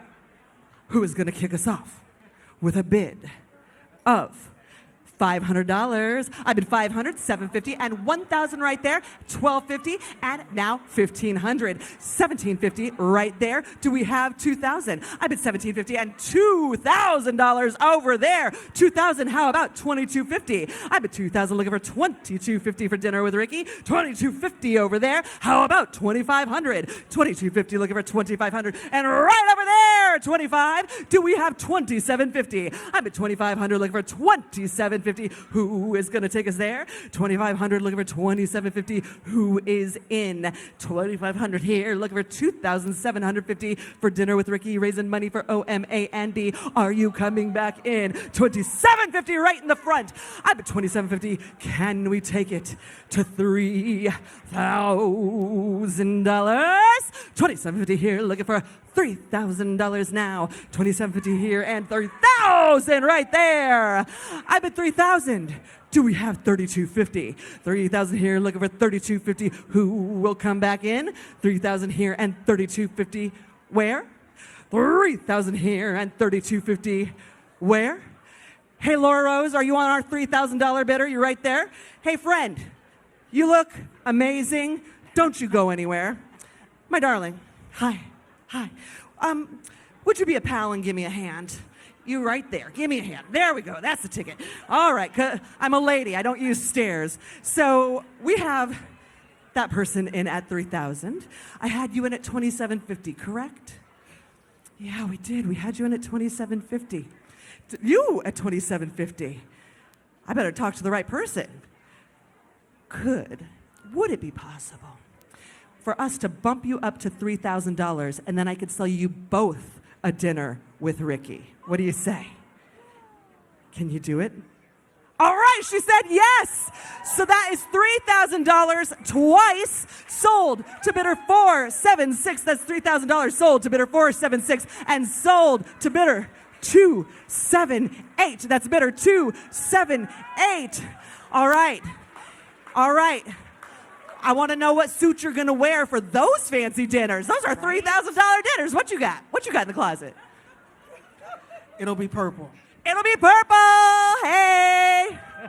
All right, Angela. Good answer. And are we moving on to the next item, Sasha, or is there something Oh, else, a little something extra? Angela. Yeah. You are so right. So we threw that little surprise at you. That is not in your printed program. And I have got another surprise for you. And here's a hint. Release the Kraken! Who here is a hockey fan? Make some noise. All right. Me too. The energy, the athleticism, the grace and power all at once. Friends, when you win this package, you will get 2 tickets to next season where you will sit, are you ready for this?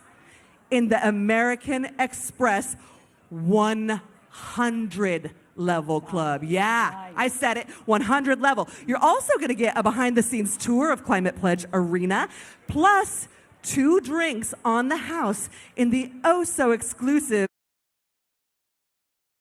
And don't sleep on this last part. It includes parking at Climate Pledge. Don't sleep on the parking. You know how it is around there. So, here we go. We love our Kraken, don't we? Make some noise. Yes. Me too. So let's go ahead and start the bidding at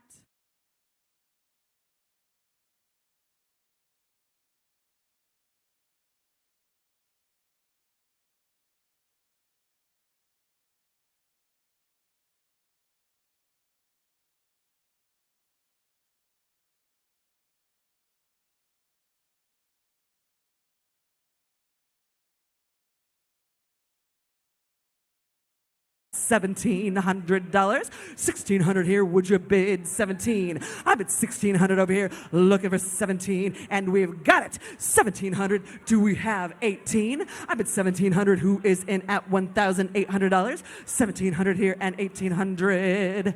Where? Right there. I bet 1,800. How about 19? 1,800. Looking around 1,900. I'll bid. Who will come back in? 1,800 here and 1,900. Where? 1,800 here and 1,900. Right there. 1,900. Do we have $2,000? I bid 1,900. Looking around. $2,000 bid. Who is in at 2,000? 1,900 here. Who's in at 2,000? 1,900 here and 2,000. Where?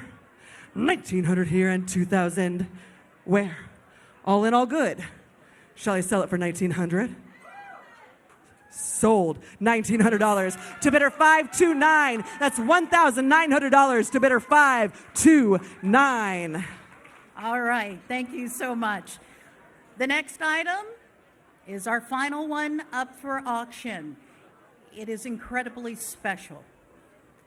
Item number 5 is a Native Arts Prints from the UW Native Graduation Celebrations. Each year, a Native artist creates and gifts a signature print to students at the UW Native graduation ceremony called Honor the Journey, hosted at the Washabalt Intellectual House. This is a very special celebration where American Indian and Alaska Native families and communities gather, honor, and recognize their UW graduates. So for this package, you will receive this incredible framed print gifted to students at last year's graduation celebration by Andrea Wilbur-Segal of the Squaxin tribe.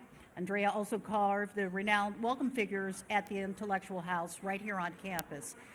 But there's more to this. In addition to this print right here, you will also receive a soon-to-be unveiled print for the 2024 Native grad by Roger Fernandez. It's an artist, storyteller, and a member of the Lower Elwha S'Klallam tribe, and Roger's work centers on the culture and arts of the Coast Salish tribes of Western Washington, and you will be one of the first to receive this print after it is unveiled at the 2024 Native Grad on June 6th of this year.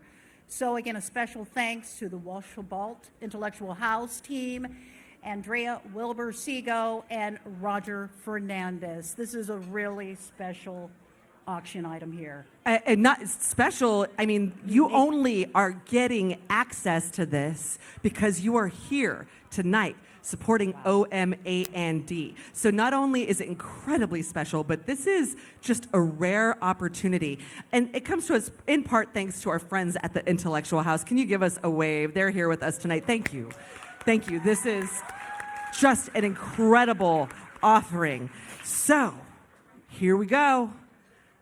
Let's do our best. Let's start the bidding at $250. I bid $250 now, $500 over there, and looking for $750. I bid $750 and now $1,000 and $1,250 in the back, $15 and now $1,750, $2,000 right there. I bid $2,000 looking for $2,250. Who is in at $2,250? $2,000 over here looking for $2,250. You've got it right there, and now $25. I bid $2,500. Who is in at $2,750? $2,500 looking for a $2,750 bid. $2,750. Do we have $3,000? $3,000 right there, and $3,250. I'm at $3,250. Who is in at $3,500? I'm at $3,250 here, looking for a $3,500 bid. $3,250 here and $3,500. Where? $3,250 here and $3,500. Where? Right there! I'm at $3,500. Can we take it to $3,750? I'm at $3,500. Who is in at $3,750? $3,500 here. $3,750. Where? $3,500 here. $3,750. Where? All in, all good. Shall I sell it for $3,500? Sold. $3,500 to mighty bidder 544. That's $3,750 to mighty bidder 544. You, my friend, have been doing some really incredible bidding tonight, so thank you. Also, you have been doing a lot of heavy lifting back there, so thank you for your generosity as well. All right. All right. What? That print's incredible, and just wait until you see 2024's. All right, so we're going to keep the excitement level up. I appreciate your attention, your enthusiasm, and special to all of us. You know, like the students with us today, as I mentioned before, I am an EOP student. I can't thank the program and all the counselors and everyone who is involved in helping students like myself of the past century to those helping the students of today and tomorrow. It takes a whole community, literally a village, and we are a village here supporting our students. So we are asking you this evening to raise your paddle to support American Indian, Alaska Native, underrepresented minority, low-income, first-generation, and students at the UW who have experienced foster care and homelessness. I am so inspired by all of our scholars with us today, and I know you have to be as well. So this is the moment that you can impact the lives of exceptional students.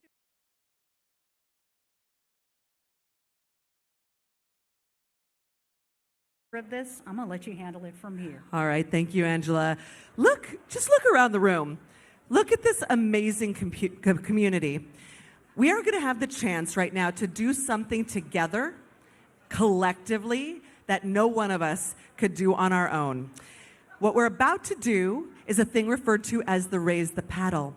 So thank you to all of you who bid in the live auction. Congratulations to those of you who win items. Right now, we are simply raising our paddle to invest in our values, to support the work of OMA&D. So I will say a donation amount, and if you can join us with a gift at that amount, you'll put your bid paddle in the air and you'll hold it there until I've read your number. Once I've read your number, go ahead and put it down. Unless you want me to read it again, I'm more than happy to do that. In fact, not joking, you may raise once, twice, thrice, as many times as you need to get you to your own giving goal this evening. So now, so that you can do a little bit of mental math, a little, preparedness here, I'm going to tell you the gifts that we will ask for so that you can think ahead. Do I need to raise once, twice, more? So the donations we will be asking for are $10,000, $5,000, that's a special one. I will tell you why in a little bit. $2,500, $1,000, $500, $250, $100, and then, because I'm going to be a little bit of a tease about it, there's another really special level after that. But I'm going to tell you in a little while. One moment.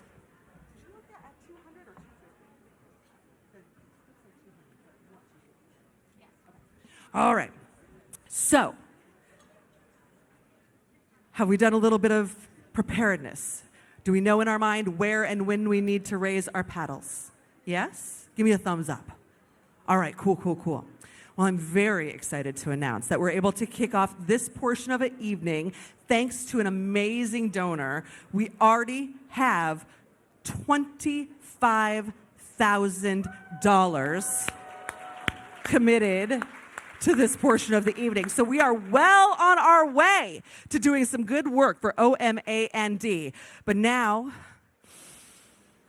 let's take a deep breath. Let's decide which level is meaningful to us.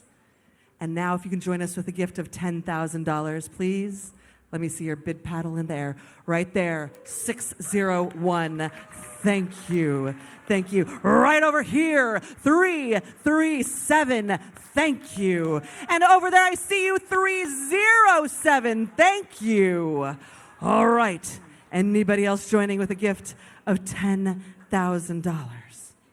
All right. So, as I was telling you the giving levels, I said that the next level was special. Why? Well, it's the $5,000 level. And remember I mentioned that lead gift of $25,000?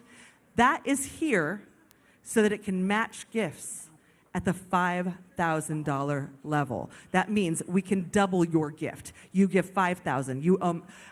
The OMA&D gets $10,000. Your gift is matched dollar for dollar. We can do that for up to 5 gifts. So can we maximize this opportunity? Let us see. If you can join us with a gift of $5,000 right now, let's see those bid paddles in the air. Right over there, 153. 499, yes, and I see you, 542, 603, 201, 308, 324, 464, and 300, yes, amazing. Well, friends, I know that most of you, if not all, can count to 5. So I guess you already know that we met that matching opportunity. So amazing work. All right, here we go. The next level, $2,500 each level, as meaningful as the next. If you can join us now with a gift of $2,500, please let me see your bid paddles in the air. Right over there, 137. Thank you. 474. Yes. All right, right over here, 504, thank you. And I'm moving across the room, 344, thank you, friend. 424, yes. 368, thank you. And 410, and I see you over there, thank you, friend. 105, amazing. Oh, hey, I don't know, a lot of money just got raised. I think y'all should be applauding for that. That was good. That was good work. But good work happens at each level. Again, we are a community and we all find the place that works for us and is meaningful for us. So if you can join us now with a gift of $1,000. Please, let me see those bid paddles in the air. I'll start on this side this time. Hello, 487, 425, 389. Thank you. Right over here, 235, 154, 125. Thank you all so much. Hello, 442, 518, 521 and 393. Amazing. I'm coming to this section of the room. Who is in right over here? 476 and 436. Thank you so much, friends. And hello, Ricky. 238. 407 and 232. Thank you. Oh, I love your enthusiasm right there. 275. Thank you. And here I come this side of the room. Don't you worry. 460 and 127. Yes. And right over here, 230. And right in this corner, I see you, 409. Gorgeous. Anybody else joining with a gift of $1,000? Right over there, 423. Thank you. Thank you. All right. As we come to our next level, which is $500, I just want to make note, many of you, our very wonderful guests, are here as a guest of a company or a corporate connection. So we're going to ask you, please join us at this level. Not only will it cover the cost of your attendance this evening, but it will show amazing support to our scholars. So if you'd join us now with a gift of $500, let's see those bid paddles up. I'll start on this side this time. Oh, tremendous. Look at this. Amazing participation. 173, 229, 277, 418, 399, 454, and 313. You all are beautiful. Hello, equally beautiful. 111, 326, 138, 410 and 286. Hello, 161, yes, and 172, thank you, and 151, amazing. All right, this section of the room, here we come. Hello, I got you. 282 and 256, thank you so much. Right over here, 211 and 148, thank you. In this section of the room, you're looking so good. 483, 360, 198, 252, thank you. 420, 200, 253, and 263. Amazing. Anybody else joining with a gift of $500? That was beautiful. That was amazing participation. All right. We all give in the ways that we can, in the ways that are meaningful to us.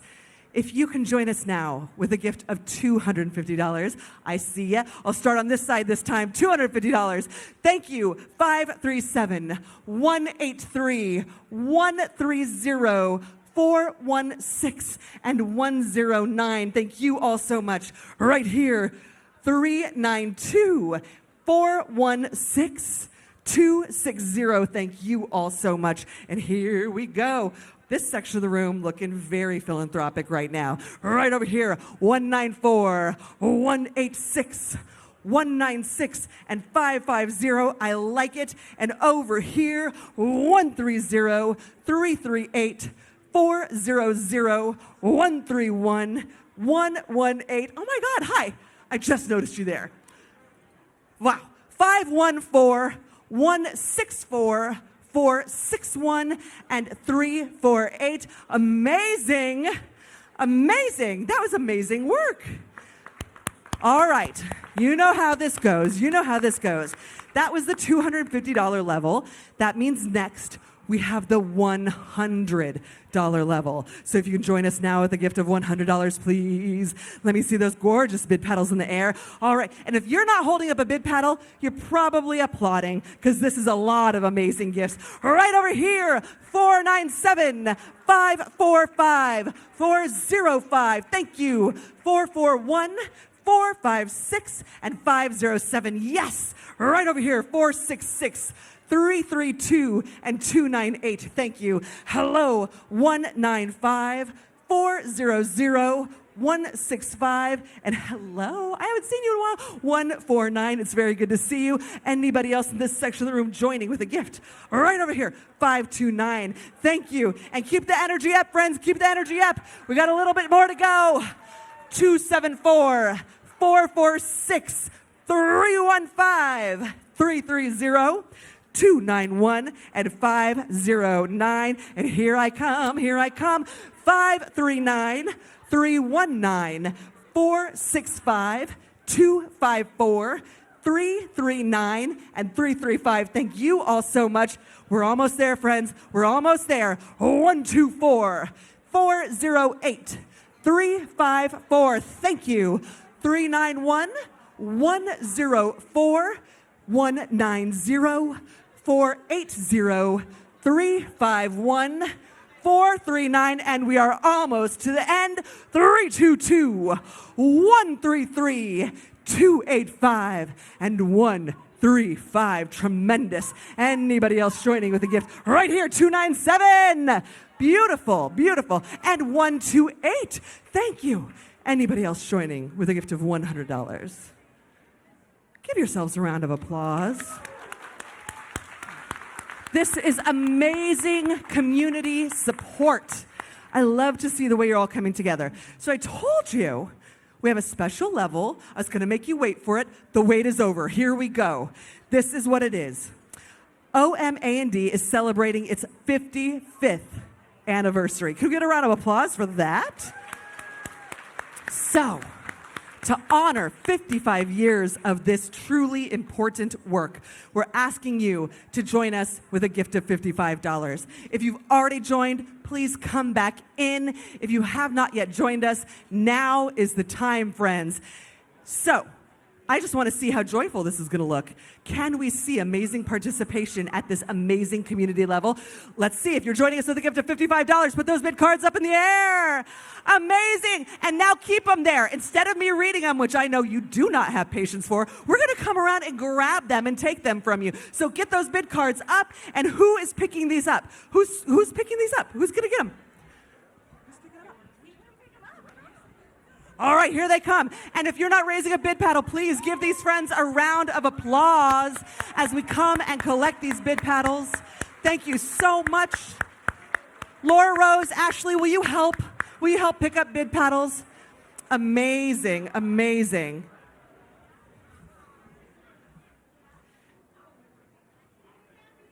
So, we will give you a fundraising total a little bit later. We're going to get back to the rest of the program. I'm going to send you back to the capable hands of Angela. But for right now, I want to thank you for the honor of serving as your auctioneer, and I want to thank you for your tremendous philanthropy. Thank you so much. Sasha Summer Cousineau, thank you so much. All right, and a reminder here, if you're kind of private and shy and want to give, in your own special way, or you're thinking about maybe later on, maybe I should give a little bit more, you can use the QR code featured in your program and on the envelopes on your table. Any donations can be left on the table. They're going to be collected by our volunteers, or you can pass it to one of your friendly OMA&D team members. So again, a big round of applause for everyone who participated in the auction, the Raise the Paddle. We're going to have that total for you, and it's going to be a big one. This has been a great, great event. So again, there is still time for you to make your donations, and we will pick up your donations at your table or from one of your OMA&D team representatives. All right, the Friends of the EOP have been working really hard throughout the year to support OMA&D efforts to sustain and develop a national model of student services. So please join me as we welcome back to the stage to introduce the 2024 OMA&D Spark Award recipient, Vice President for OMA&D and University Diversity Officer, and the man behind that special dinner, Mr. Ricky Hall.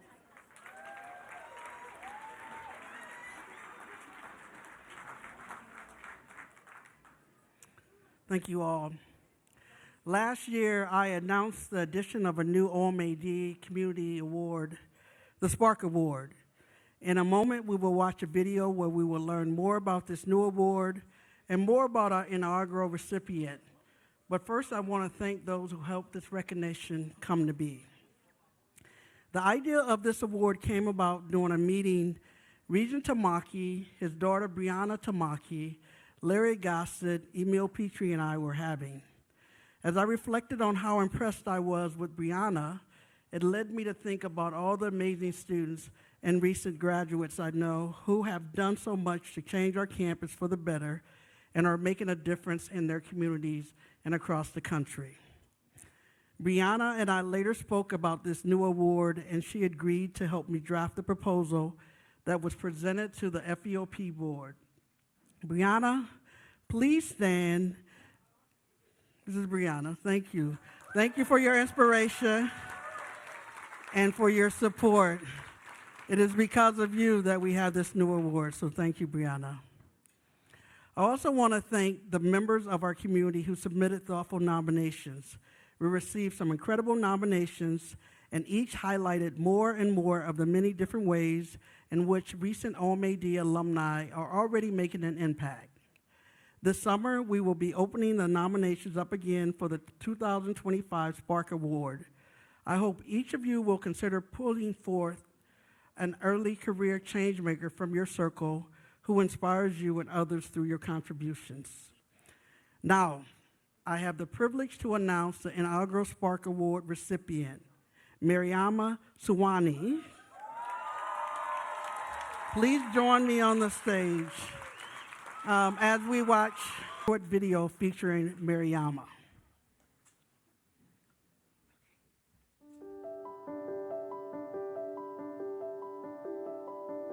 My journey at the University of Washington was an interesting one. So I grew up in Redmond, but I was one Afro-Latina, and my mom and I were sort of surviving off of Social Security and child support. So I remember being in Redmond, and everyone around me had parents who had gone to school or had gone to university, and my mom didn't graduate high school. So I was in this unique space of not really knowing what to do. I got to the University of Washington, took a race and education class my second quarter of school, and it revolutionized my understanding of systems, how systems impact race. It gave me an understanding of why I might have been one of 2 Black people that I knew growing up in Redmond at the time. And it really was the catalyst for me deciding that I wanted to figure out how to build community in a way that was different than what I was already seeing around me. When I think about Mariama's contributions, I think about depth. She didn't flit across the surface of the institution. She wanted to go deep, and I'll give you an example. There was a time when there was serious conflict in the world and on campus, and Mariama would come to me and try to find ways to make peace. And to the point where we started having conversations about work that involved truth and reconciliation and repair, both on campus, but also in our region and in our nation as well, and serious and deep conversations about how to get to truth and reconciliation in our communities so that we can begin the process of healing. How do you talk about race relations in certain circles? A lot of people leave those out. Mariama talks about it, and not only she just talk about it, she will give you ideas on how to, create and build around it. And so that's what's amazing about her is her fluidity with, her passion with social justice in her community it's apparent, and I'm excited to be working alongside her. I think the best equity work is done in what I call micro communities, in small spaces with small groups of people having hard and really important conversation. I have the honor of serving the city of Tacoma, and this has been so much fun. Our department that gets to serve the city and helping to figure out how we do belonging is one of the greatest honors. In OMA&D's 55th year, we have announced a new recognition award. This new award formally acknowledges another community member whose diversity, equity, and inclusion leadership inspires young and early career change makers and exemplifies the spirit of the Charles E. Odegaard Award. Specifically, the OMA&D Spark Award recognizes the accomplishments of a recent UW graduate who has made significant DEI contributions while as a University of Washington student and continues to do so post-graduation. The award is community nominated and selected by the Friends of the Educational Opportunity Program Board of Trustees. We're excited to recognize Mariama Suwani as the inaugural recipient of this award. Mariama graduated from the UW in 2017 with a degree in political science and went on to earn a master's degree in social science from the University of Chicago. As a student, she was actively involved in the Black Student Union, served as a Black Student Commissioner, and was engaged as a student in the launch of the UW President's Race and Equity Initiative. Since graduating, Mariama has served in roles that have advanced diversity, equity, and inclusion here at the UW and in the community she serves. Currently, she is the Assistant Director of the Tacoma Office of Equity and Human Rights and Assistant Chief Equity Officer for the City of Tacoma. She is also a co-founder of the Eden Hood Collective. Her actions while a student have had a lasting impact, and she continues to make the UW and the community she serves better through her service. What I love about Mariama being the inaugural Spark honoree is that it is setting the bar and the pace for future honorees. She has accomplished so much in a short professional time in this ever-changing field. It's very fitting. I am excited to see your growth from here on out because awards are great, recognition is great, but the work doesn't stop. I'm grateful for this fact. When you came to campus, you managed to find me, and we had opportunities to work together. And when you're an administrator working with students, it doesn't always come easy to come to places like administrative offices, no less to an office of a dean. You trusted me, and you trusted me to engage in real and serious work during a time of real crisis in our nation and real crisis at our university. And I just want to thank you for that. You made my work better. You made our campus better. You changed the campus climate because of you. Your leadership has been profound, and it still resonates. So thank you for trusting me and trusting your university.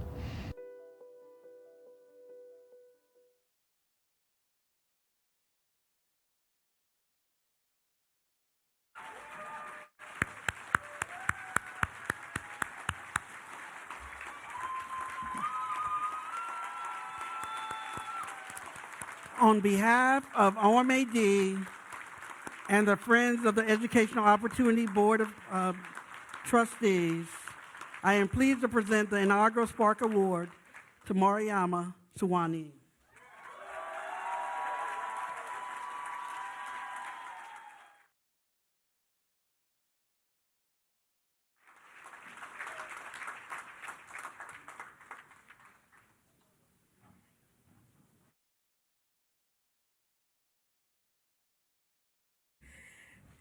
It is always such an interesting experience seeing yourself on screen.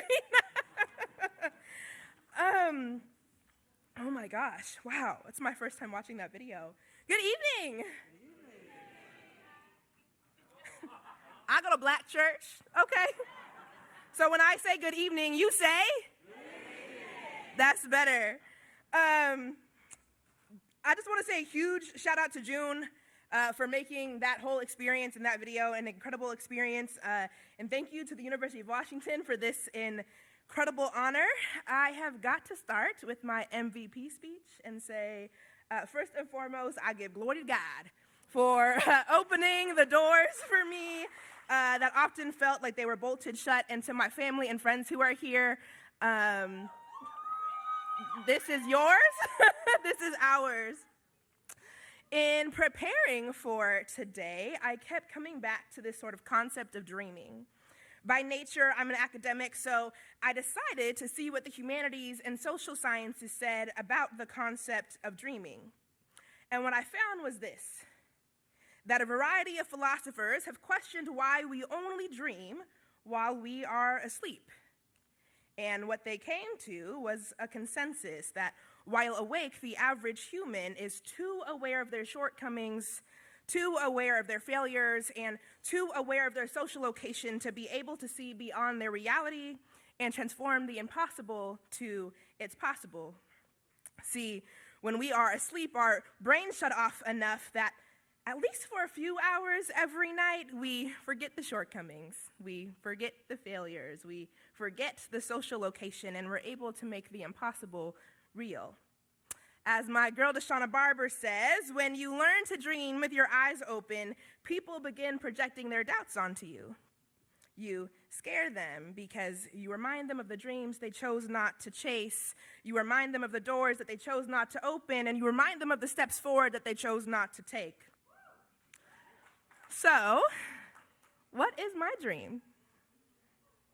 My dream is a world where we all feel connected to each other, where we do the personal work to become so self-aware that we are open to change, open to compromise, open to empathy that is so transformational, so radical that we can't help but to meet the needs of each other.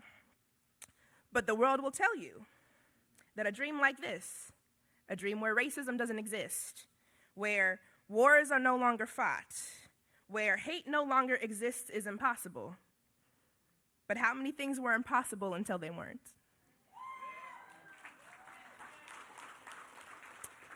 When you dream with your eyes open, you have to remember that you'll be a trailblazer, that you'll be walking into uncharted territory with a vision that only you can see. So despite what philosophers say about our inability to dream with our eyes open, I challenge each of you to be the judge and jury of the validity of your dreams. I want to leave you all with a story that I point to every day in the work that I do as the Chief Equity Officer of the City of Tacoma. It reminds me that, in fact, the impossible is possible. In 2017, I had the life-changing experience to study abroad in Israel and Palestine and to participate in a political and social action tour of the region. I was invited to listen to Israeli military officials, Palestinian activists, religious leaders, and in one interaction had the opportunity to hear from two fathers who participated in this particular nonprofit's work. For 2 years, these two fathers and their families came together at a table to have conversation. That's it, to talk. What was so inspiring about this work? Well, one family was a Palestinian and the other Israeli, but that's not it. The qualifier to be at this table was that you have to have lost a child to the war. The Palestinian father lost his young son to an IDF soldier, while the Israeli father lost his daughter to a Palestinian suicide bomber. But as they stood before us and told us of their 2 years of conversation, they now called each other brother, and they said that they would lay their lives down for one another. Today, we are in a time where folks would call this type of interaction impossible. But I've seen the power of being connected to each other. But it starts first with us as individuals making the decision to be so radically empathetic that it might just transform us. So,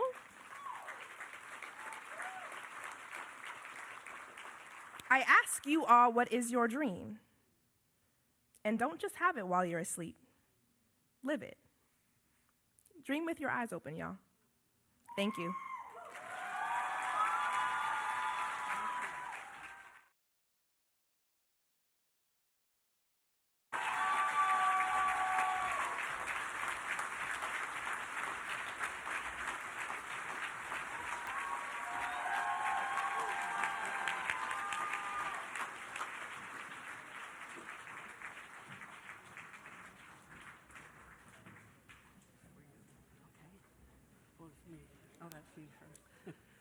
Let's give Mariama one more round of applause.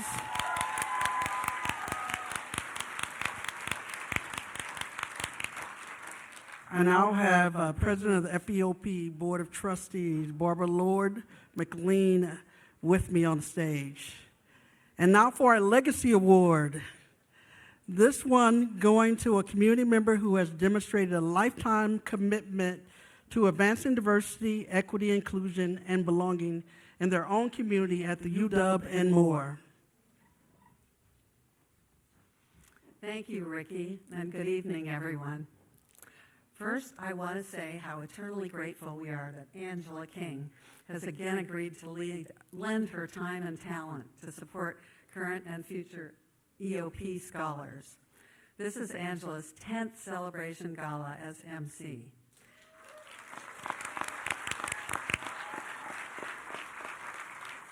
She has helped bring together the community that is in this room tonight. On behalf of everyone here, I would like to say thank you, Angela. Let's give Angela a big round of applause.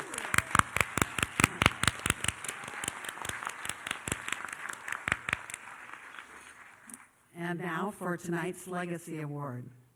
The Odegaard Award is named for the late UW president, Dr. Charles E. Odegaard. Each year, the Friends of Educational Opportunity Program Board of Trustees present this award to an individual, couple, or group whose commitment to diversity, equity, inclusion, and belonging furthers Dr. Odegaard's vision from 55 years ago to create opportunities for underserved and underrepresented populations. A long list of community leaders have received this distinguished award since 1973. This year's recipient of the Odegaard Award, Chairman Leonard Forsman, exemplifies the essence of this award through his ongoing dedication to sovereignty, equality, and justice. Chairman Leonard Forsman has been a longtime friend of OMA&D and an ardent supporter of the university's efforts to create a more welcoming and culturally relevant campus for American Indian and Alaska Native students. His early support of Phase 1 of Waxahachie, the Intellectual House, helped make that dream a reality, and now his continued support of Phase 2 inspires us all to push forward toward completing the original project that was envisioned. Even before his appointment to the UW Board of Regents, Leonard was often on campus participating in Intellectual House events and student gatherings, a glowing role model for many of what leadership can and should look like. Leonard has a personal talent for building coalitions and bringing people together to discuss and solve complex and difficult issues. He has used his platform as a tribal leader and liaison to both Washington State and Washington, D.C. to protect tribal sovereignty, clean water, the environment, and wildlife, among many other causes. By extension, he has helped to improve the world, not just for the Suquamish tribe, but for all of us.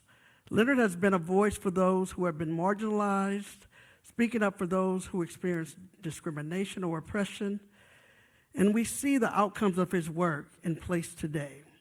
They will continue to have ripple effects for generations to come. Please join me as we learn more in this short video featuring Chairman Leonard Forsman.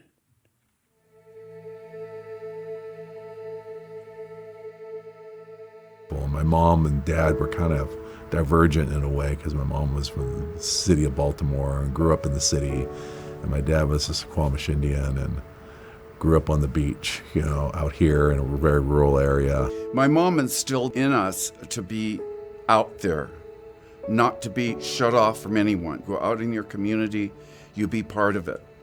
And so all of us were brought to that realization very early in our lives. Everyone has importance, and that we should never ridicule anyone, never tease anyone.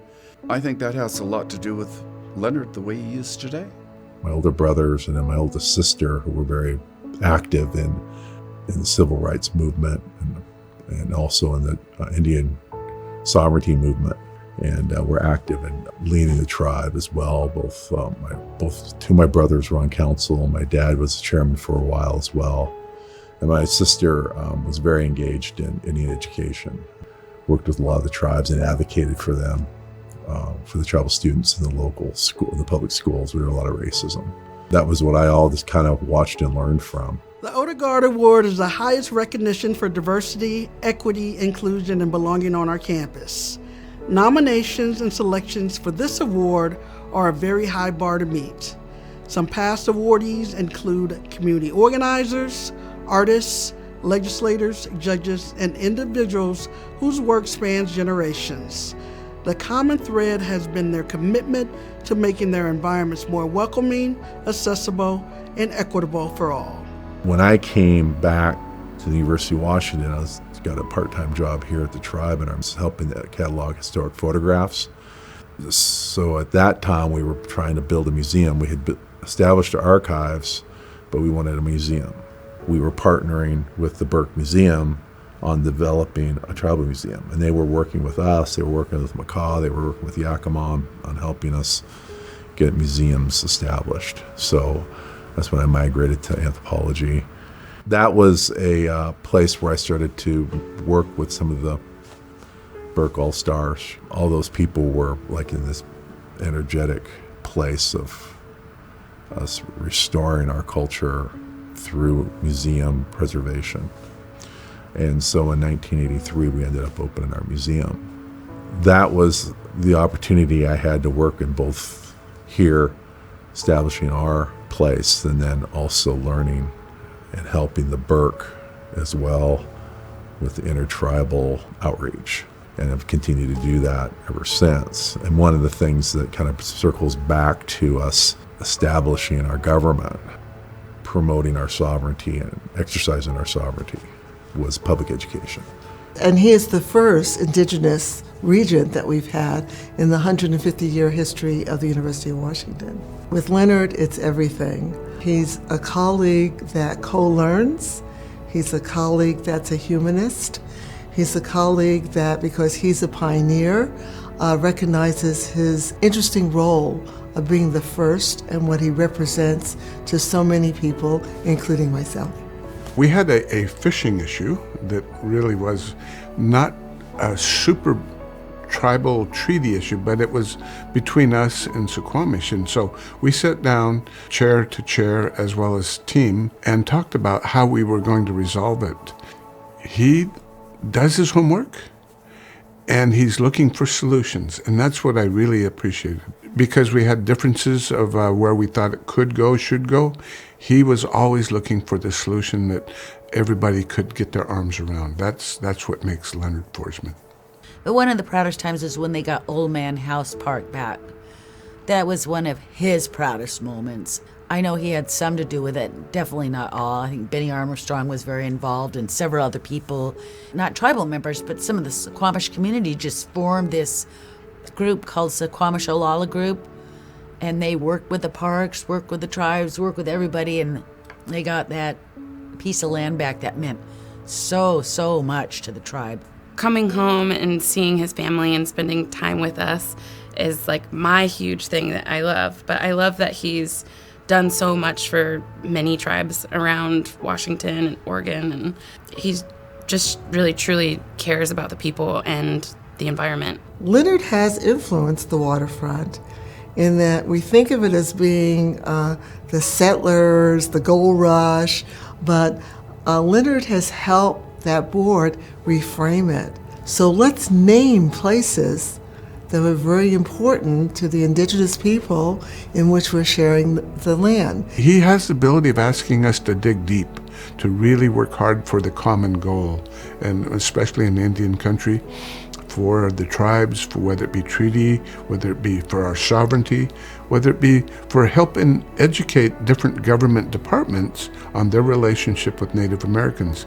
Leonard's on the forefront of that, and receiving the Charles Odegaard Award really accents the work that he's done, the excellent work that he has done, and he will be a model for many, many young Native Americans as they look forward into the future of what do they want to be, where do they want to go. He will be that shining light for them. I look up to you always, and I thank you for my life, honestly. Thank you for making me do the homework. Thank you for sitting me down. But in all seriousness, you certainly deserve this, and many more accolades are to come in your life. I love you, brother. Thank you for saving my life. Thank you for saving so many of our lives here on the reservation, because we love you so much. Well, Leonard, thank you for all you've done for Native country, and thank you for all you've done for your family, not just me and our girls, but for me and your brothers and my sisters and brothers. And if anybody deserves this award, it would be you. And I love you very much, dear. And to Leonard, congratulations, well done. In our language, Osiam Haiska Tiguitsit. Thank you, thank you, thank you.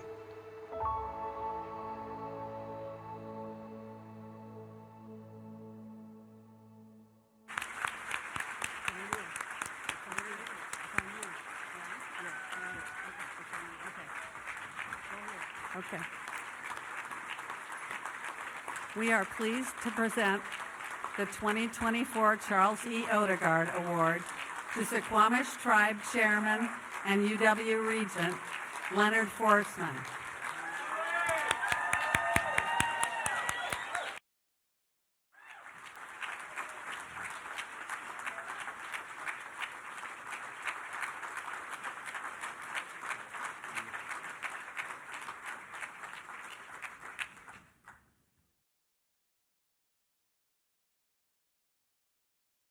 We're almost there. Thank you, everybody, for everything tonight. And just like to say Hak Shlahil. My name is Leonard Forsman, Chairman of the Suquamish Tribe, also President of Affiliate Tribes of Northwest Indians, and also a proud member of the Board of Regents here at the University of Washington. Go Dogs!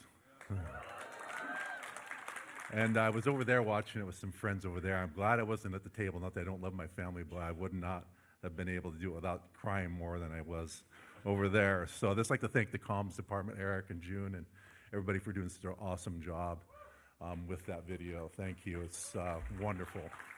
And I just, usually I just speak from the, my hip and just kind of let it loose. And I had a couple council members here earlier, Azure Beret and Danita Holmes. I appreciate them coming to the celebration as well. But Eric said you should write a speech, so I wrote one. And it actually is pretty good, so I think I'm going to try to read it here. But I'll act like I'm not reading it. Okay, growing up in Suquamish in the 1960s and 70s was a fascinating experience. A small waterfront town with an overlay of ancient tribal culture and tangible presence. Over 100 years of intentional federal efforts to assimilate the Suquamish and erase our heritage. The establishment of the Port Madison Reservation by the 1855 Treaty of Point Elliott, signed by my ancestor, Chief Seattle, was followed by the division of our lands into single family-owned allotments. The forced attendance of our grandparents at the Tulalip Boarding School and the Bureau of Indian Affairs sponsored sales of the family allotments at public auction. While my parents, James, a Suquamish Indian, Helen, a Baltimore native, returned to Suquamish after my father's service in World War II aboard the naval transport, the USS Leonard Wood, yes, I'm named for that, to raise their family, Mary and Jim, Tony, John, and me. Evidence of the assimilation was evident at home. Suquamish was populated by many non-natives clustered around the Mosquito Fleet ferry landings at Suquamish and Indianola, while some of our people lived on remnant allotments that were able to avoid the BIA auctions.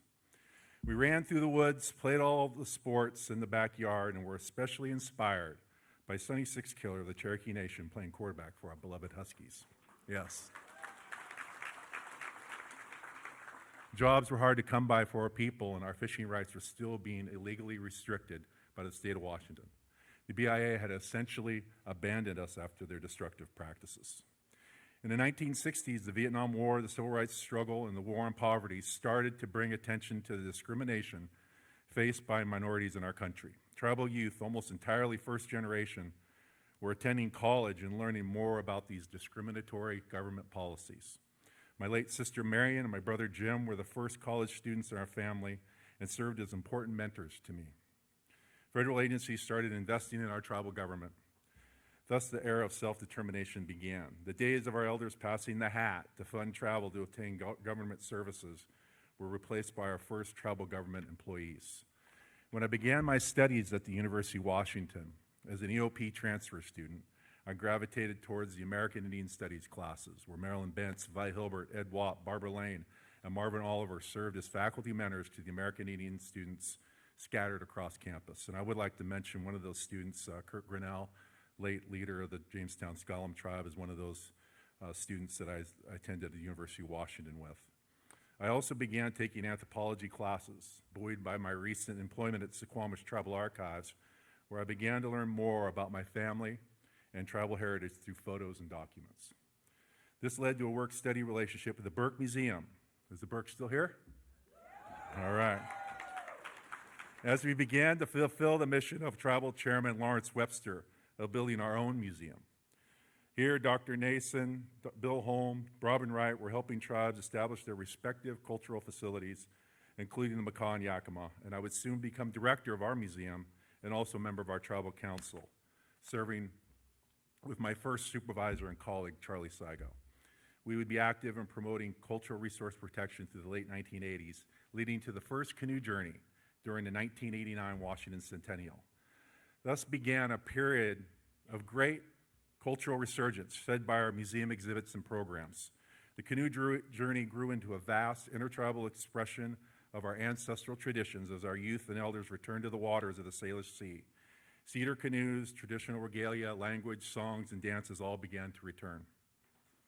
After a stint working for an archaeological consulting firm, I returned to the tribe as an employee, as I'd also met and married my wife, Jana Rice, and we raised our daughters, Lauren and Chelsea. The tribe elected me as their chairman in 2005, and it was time for us to prepare to host the 2009 Canoe Journey, its 20th anniversary. Inspired by the big houses we saw in our canoe travels at Vancouver Island, we sought to build our own in the tradition of Old Man House, the massive winter house at Chief Kitsap and Chief Seattle that hosted ancestral gatherings since the late 1700s. The United States destroyed the house in 1870 as part of its early efforts to erase our culture and spirituality. We not only had the return of Old Man House Park to the tribe in 2005, but we completed construction of the House Awakened Culture in 2009 to successfully host the canoe journey in Suquamish. As chairman of the Suquamish tribe, I continue to engage with the University of Washington's annual summits between tribal leaders and the UW presidents, including, don't say anything to the other presidents, my favorite, President Kalse. One of our biggest accomplishments was the construction of the Intellectual House on campus, which is serving as a catalyst to recruit and retain American Indian students here on campus. The Office of Minority Affairs and Diversity was key through the leadership of Sheila Edwards-Lang, tribal faculty, and numerous tribal elders in getting it built. We know she is working with her successor, Ricky Hall, and President Kalse to finish phase 2. I've also been very active on an intertribal basis, protecting tribal sovereignty, our natural cultural resources, improving tribal student graduation rates, and growing our tribal economies. I've had great opportunities to work with local, state, and federal government officials on educating them about the government and trust responsibility they hold to tribes. Being elected as AT&I president in 2017 is one of my proudest moments. In closing, I'd like to thank my family. I love you all. My tribe, the Suquamish tribe, past and present tribal council members, Governor Inslee, my fellow regents, all for their support over the years, and more recently. I'm a proud member of Husky Nation. The university has achieved a lot in supporting tribal students with the hiring of great tribal staff. Some of them are here tonight. Shanor Henry, Sherry Burdine, Casey Weinkoop. We also have great tribal faculty, including Charlotte Cote, Jean Dennison, and Miranda Belardi Lewis, yes, that continue to serve our students as teachers, mentors, friends, and advisors. We must continue to support them. And as UW has made a great beginning in advancing American Indian success here on campus, it still has a long way to go. And with that, I will say one of my favorite words in Lashute is a hoeth chud, which means I am finished.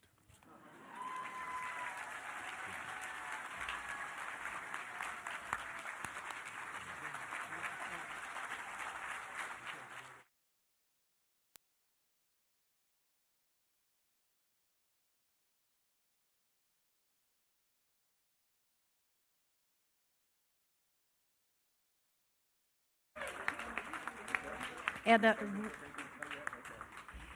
as you can see, we're holding on to Regent Forsman just for a little bit longer because it's my pleasure to introduce Shanoa Henry, who has a very special presentation. She is the director of the Washtenaw Intellectual House here on campus.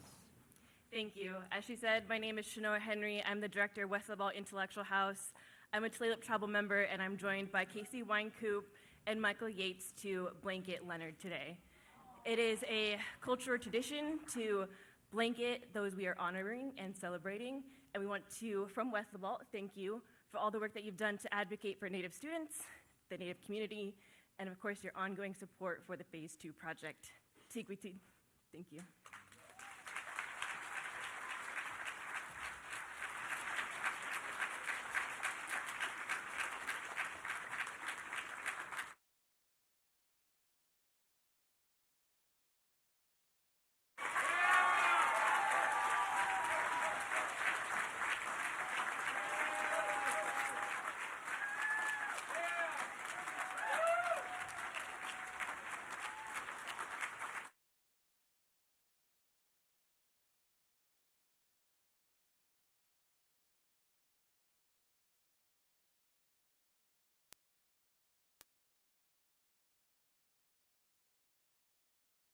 Beautiful way to end the evening, and it's been a beautiful night to spend with all of you here. We always appreciate you joining us for this wonderful annual event, and we are looking forward to seeing you for Celebration 2025. Mark your calendars right now, May 21st of next year. So on behalf of the OMA&D, the Educational Opportunity, hang on, I'm getting a cue here from downstage. We have the total from all of the efforts here to raise money for our EOP scholars. We have raised more than $468,000, nearly $500,000. That's incredible. Absolutely amazing. So a big thank you to all of you for your continued support of the students of the EOP, the OMA&D. A big thanks again to Chapter 5, the Suquamish Song and Dance, Bay Laurel, Hardcastle AV, our events team, and of course the Hub, and to the UW. So on behalf of the Friends of the EOP and the Office of Minority Affairs and Diversity, my name is Angela King. Thank you for being here again this year. And as a gift, you can take home the centerpieces that are on your table. And we do, again, look forward to seeing you next year. Please drive safely so that we can celebrate Celebration 2025 together next year. And we're going to close things out the way we started with Chapter 5. Take it away, guys.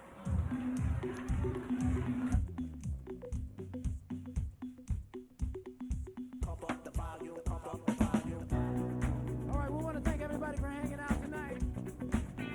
We're going to send you home with a song or two. Get you dancing out the door. All right. Congratulations, everybody. Pump the jam, pump it up while your feet are soaking.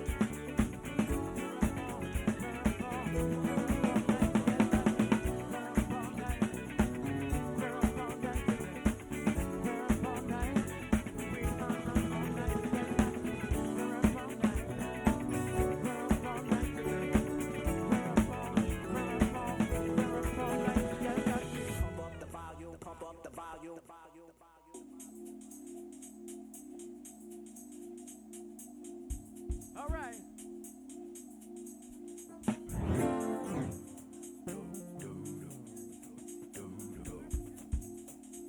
It's all good for me. Woo! Come on. Ain't the guilty on the booty? Ain't the guilty on the booty? What? Hey, hey, hey. Come on. Hey. All right, this is the last song of the night. Again, we want to thank everybody for coming out. Go Dogs! Hey, hey, hey, hey! Woo!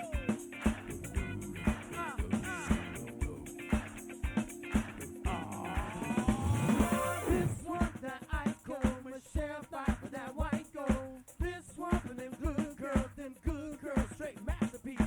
Styling, wildin', living it up in the city. I got Chuck's on with Saint Laurent. Gotta kiss myself, so pretty. Too hot, hot damn. Call police and the fireman. Too hot, hot damn. Make a dragon want to retire. Man. Too hot, hot damn. Say my name, you know who I am. I'm too hot, hot damn. Do a band bound that money bring it down. Girls teach you hallelujah. Girls teach you hallelujah. Girls teach you hallelujah. 'Cause Uptown Funk gon' give it to you. See Uptown Funk gon' give it to you. 'Cause Uptown Funk gon' give it to you. Saturday night and we in the spot. Don't believe me, just watch. Come on. Too hot. Don't believe me, just watch. Too hot. Don't believe me, just watch. Don't believe me, just watch. Don't believe me, just watch.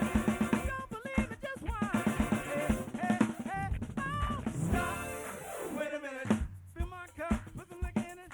Take a sip as I check. Hey, Julio, get the strap. Got you Harlem, Hollywood, Jackson, Mississippi. If we show up, we're gonna show out.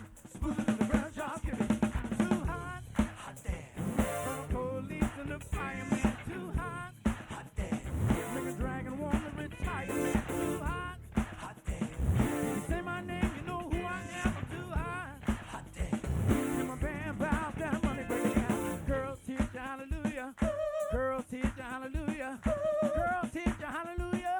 'Cause Uptown Funk gon' give it to you. See Uptown Funk gon' give it to you. 'Cause Uptown Funk gon' give it to you. Saturday night and we in the spot. Don't believe me, just watch. Oh. Too hot. Don't believe me, just watch. Too hot. Don't believe me, just watch. Don't believe me, just watch. Don't believe me, just watch. Don't believe me, just watch. Hey, hey, hey,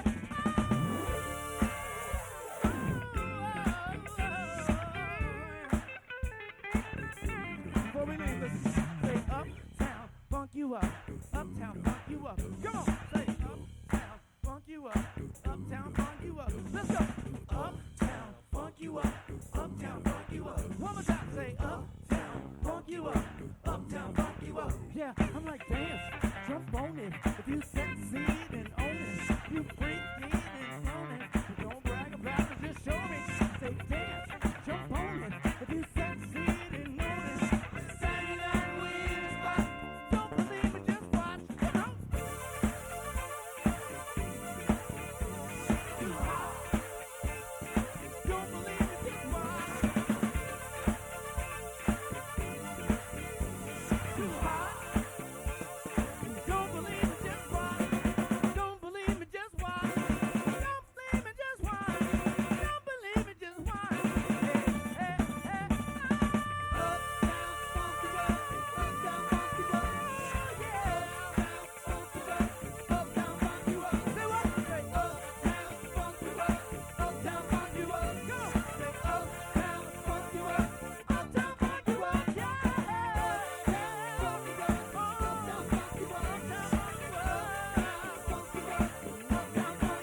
Let's go. Uptown, funk you up. Uptown, funk you up. One more time, say uptown, funk you up. Thank you, OMD. Well, thank you. God bless you. Take care of yourselves. Take care of one another. We love you guys. We'll see you next time. In the meantime, peace, love, and soul.